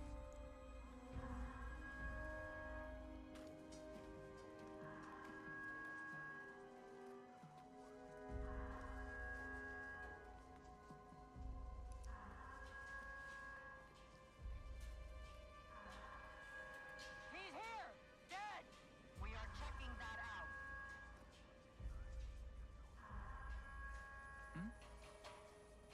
Say 10. Kind of like a, almost like a rainy effect on the, ooh, on the, We need to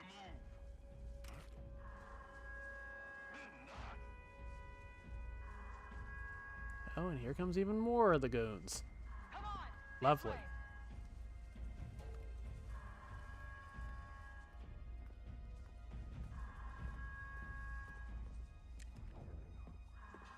Okay, distract them. Showtime, Nix.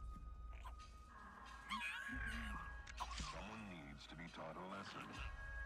I think we lost her. What was that? Alright, keep sharp.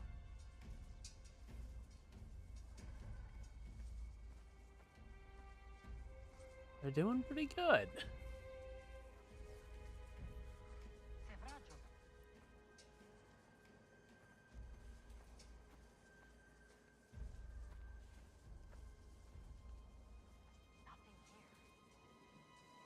back to it.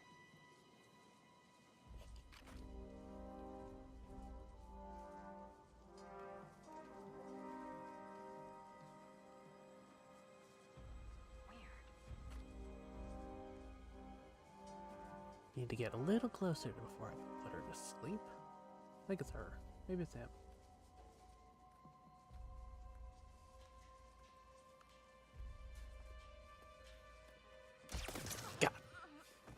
Got her? I think it was.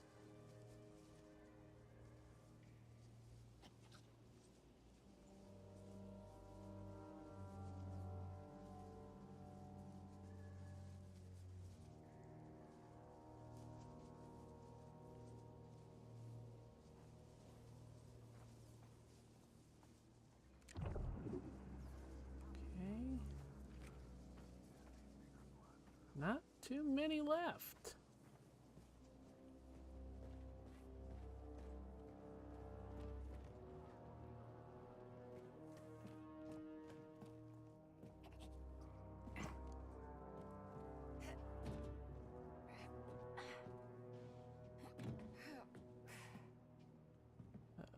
Okay.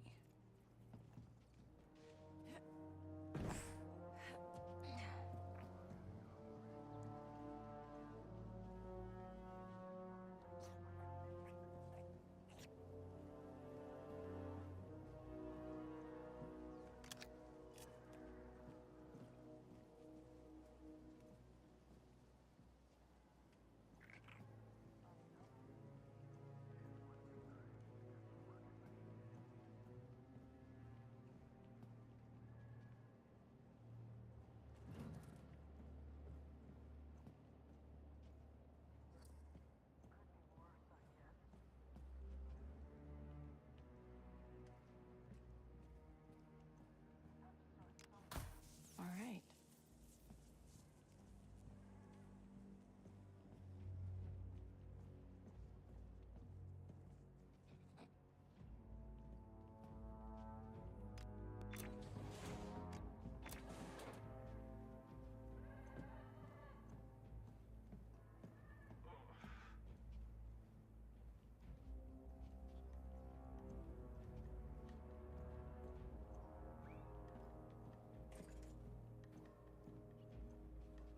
Okay, so we got at least 2 guards down there. Looks like. I will show them.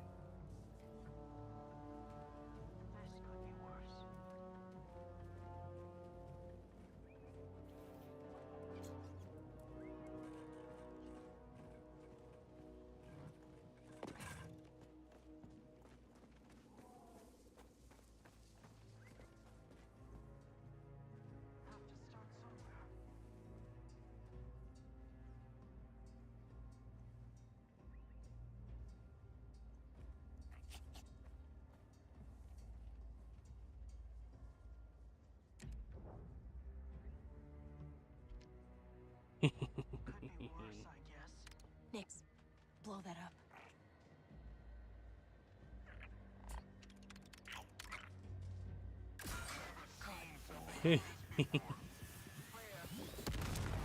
Good night.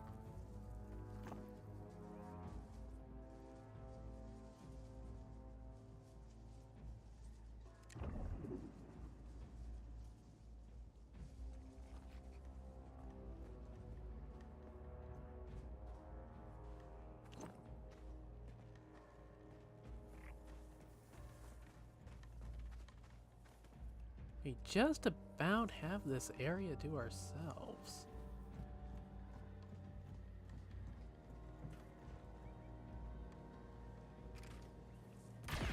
There. Barrier's down. Come on, Nix. Okay, let's get up that tower.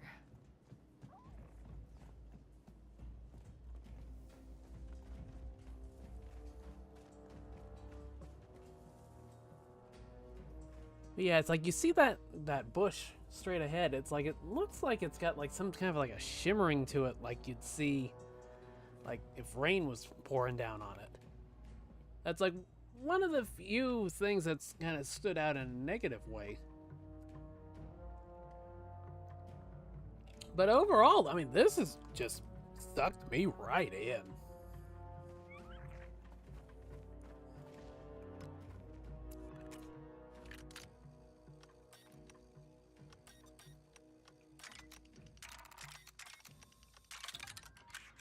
Okay.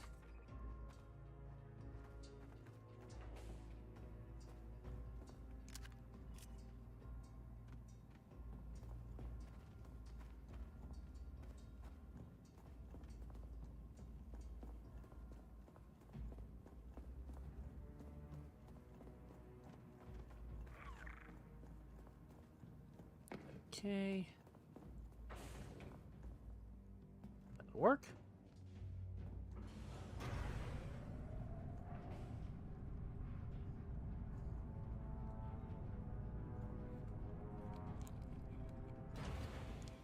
Okay, files. Gotta find a terminal.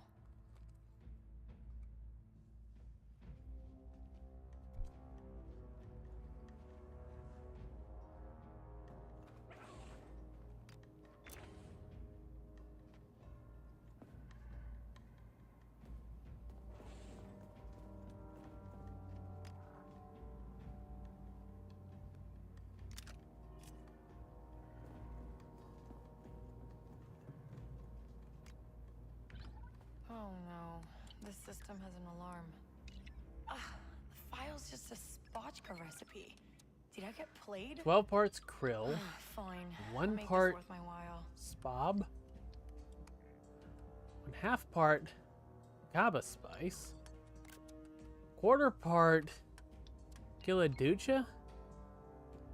Combine into a base. Ferment for 8 to 10 cycles. Strain the mixture. Distill, filter, dilute, and bottle. What the hell does that mean? Ooh, encrypted file. Okay, so...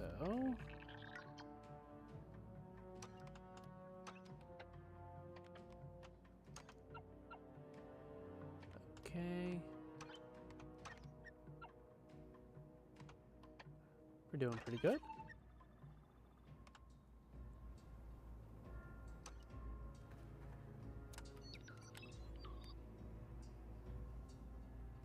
And you're sure this channel is secure, Mr. Shah? Please. Overthrowing someone like Gorak takes time. If I couldn't secure a channel, I'd be long dead. Call me Tislak. Well, Tislak, I'm old-fashioned. If I'm going to stab a friend in the back, I'd like to meet the person handing me the knife. Of course, Governor. Uh-oh. And there's the alarm. Well, at least we got something.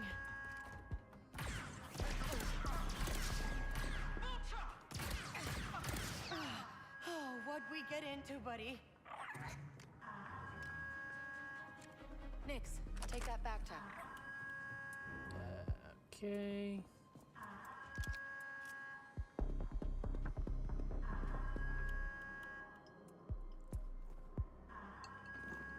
No stone unturned.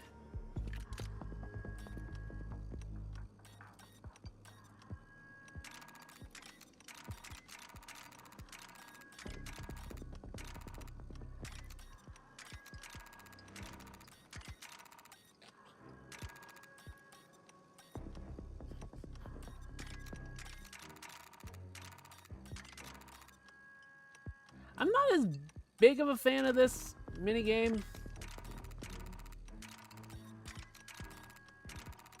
Let's see. Let's do the UI helper and see what that's like.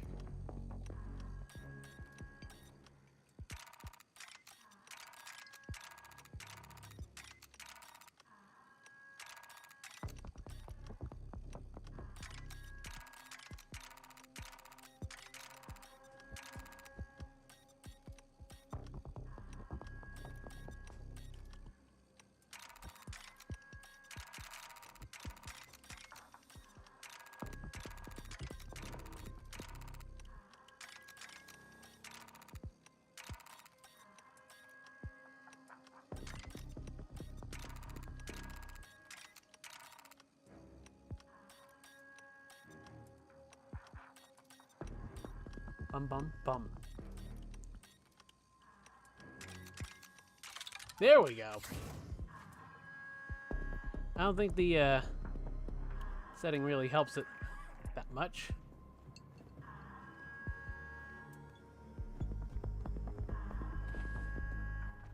Oh, they've locked down the elevator.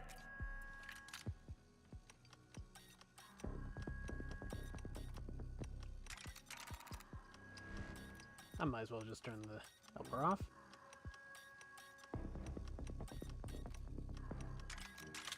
There we go. Okay, okay. We can climb.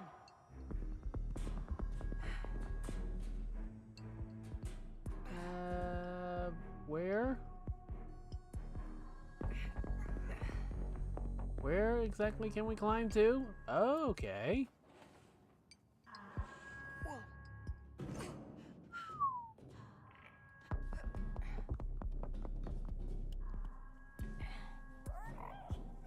Don't worry, Nex. The next job will be better.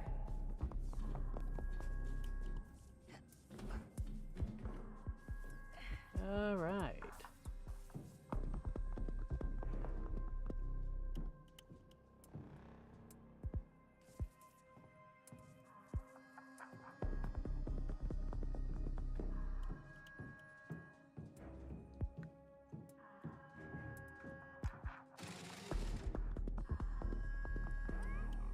There's more of them? Whoever triggered that alarm is inside. Seal the doors. Everything's locked down.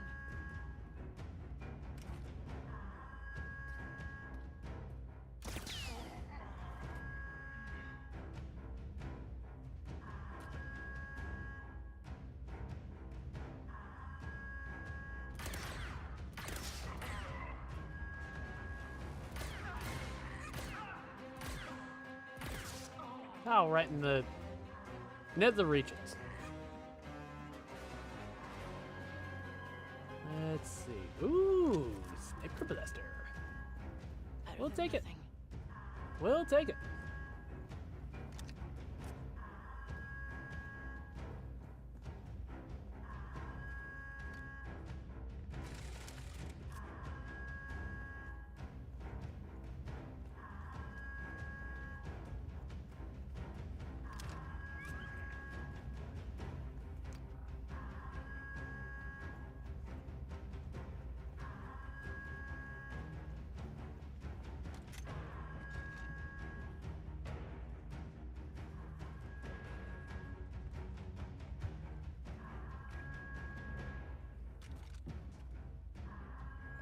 Okay.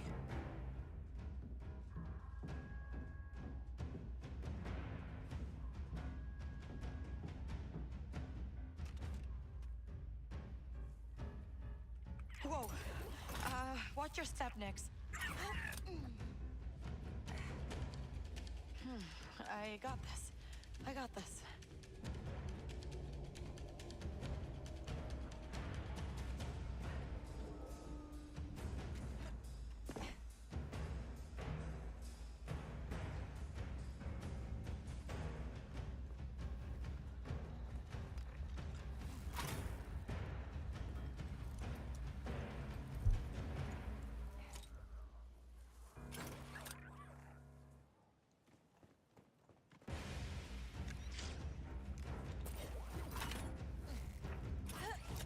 There we go.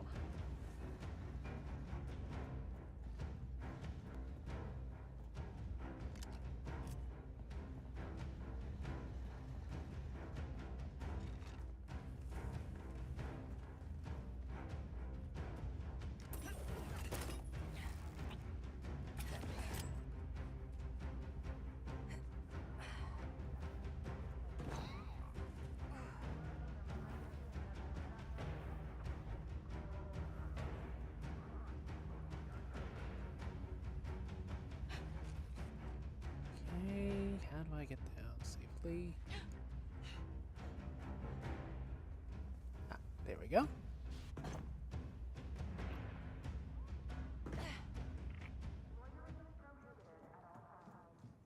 Is that it? I think we're good next. Can't believe we pulled that off. Waka, how fast can you fix that ship? I know. You want to get off to Shara. But fuel injectors don't come cheap. You get paid? Maybe. You know anyone who'd buy proof that some pike is trying to overthrow Gorak? Gorak would. Just leave my name out of it this time.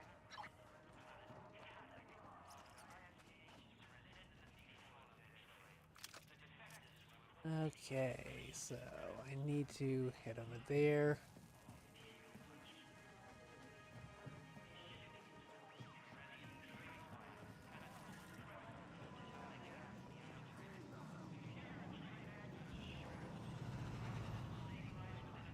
Let's see, that's right, I need to climb up to the upper level.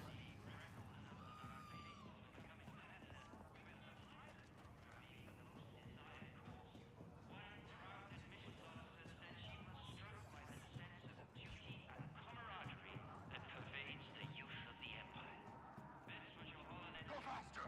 They need support! If this is Crimson Dawn, Gorak will not be pleased!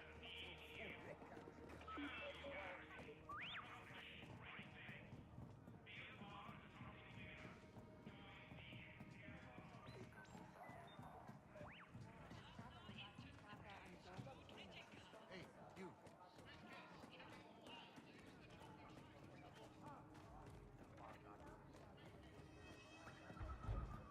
Did you hear? Someone broke into the Pike stronghold.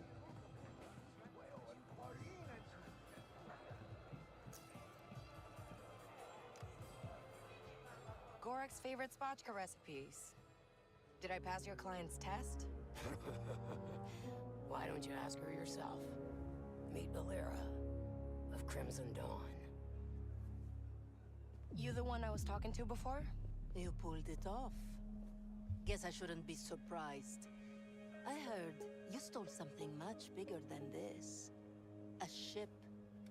Someone's favorite ship. Someone important. I have no idea what you're talking about. Recognize her?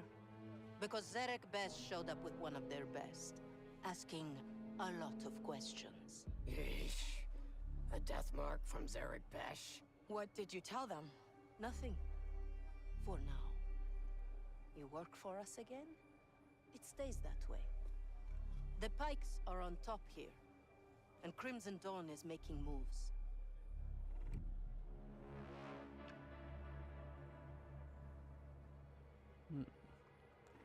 Okay, let's... You want to, make a move? One of Gorak's men is planning to betray him. Pike higher up, named Tizlek Shar. Really? Hey, look at you. Playing the game. You're learning.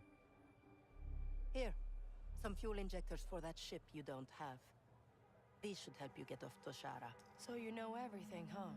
Just the things that are important to us. You'll be hearing from me soon, so try to stay alive. Oh, and one last thing. Yeah? Bram's leg is healing nicely. Thanks. You're in our world now, Kay. Keep sharp. Waka, I got those fuel injectors. Time to go. That was fast. What's the rush? The Trailblazer needs time. Attention. No rush. I just, want to keep moving. Fine. Go see if you can find more work. parts that she needs ain't cheap. Ugh, I'll talk to Danka. But it doesn't have to be perfect. Just make it work. All right, peeps. That is a little look at Star Wars Outlaws running on the Nintendo Switch 2. And I must say, very impressive port. Not perfect, but very, very good. Easy to get really, really sucked into. And, yeah, I mean, it kept me up last night till like 1:30 in the morning, and I think if I had the energy, I probably would have gone even later than that with it. I did not want to tear myself away from it, and I really hate to tear myself away from it here too, but I've got some stuff that I need to get ready for. So I am going to have to call it a stream. And thank you very much for hanging out with me. And this was a long one, almost 4 hours. And I hope you enjoyed the looks at Star Wars Outlaws, Final Fantasy Tactics, the Ivalice Chronicles, and of course Dragon Ball Sparking Zero. All of this was running on the Nintendo Switch 2, and I'm very impressed with everything I played. Very, very good. I know Star Wars Outlaws is just going to command a shit ton of my time. I'm going to try to finish up Metroid Prime 4 because I'm just about done with that. Then that's probably going to... Star Wars Outlaws is probably just going to completely take over. Really enjoying that. Really enjoying all of them. But, yeah. Good shit. Good shit. And the Final Fantasy Tactics Switch 2 edition is a free upgrade. And speaking of free upgrades, the free upgrade for the Switch 2 edition of Stardew Valley came out on Christmas Day, and I have not had the chance to check it out, but it does have mouse support for moving furniture around and items in your catalogs or backpacks or whatever, I think, as well as Game Share. And Game Share is fucking incredible. If you haven't tried it, try it. Good shit. Very, very good shit. Well, that will pretty much do it.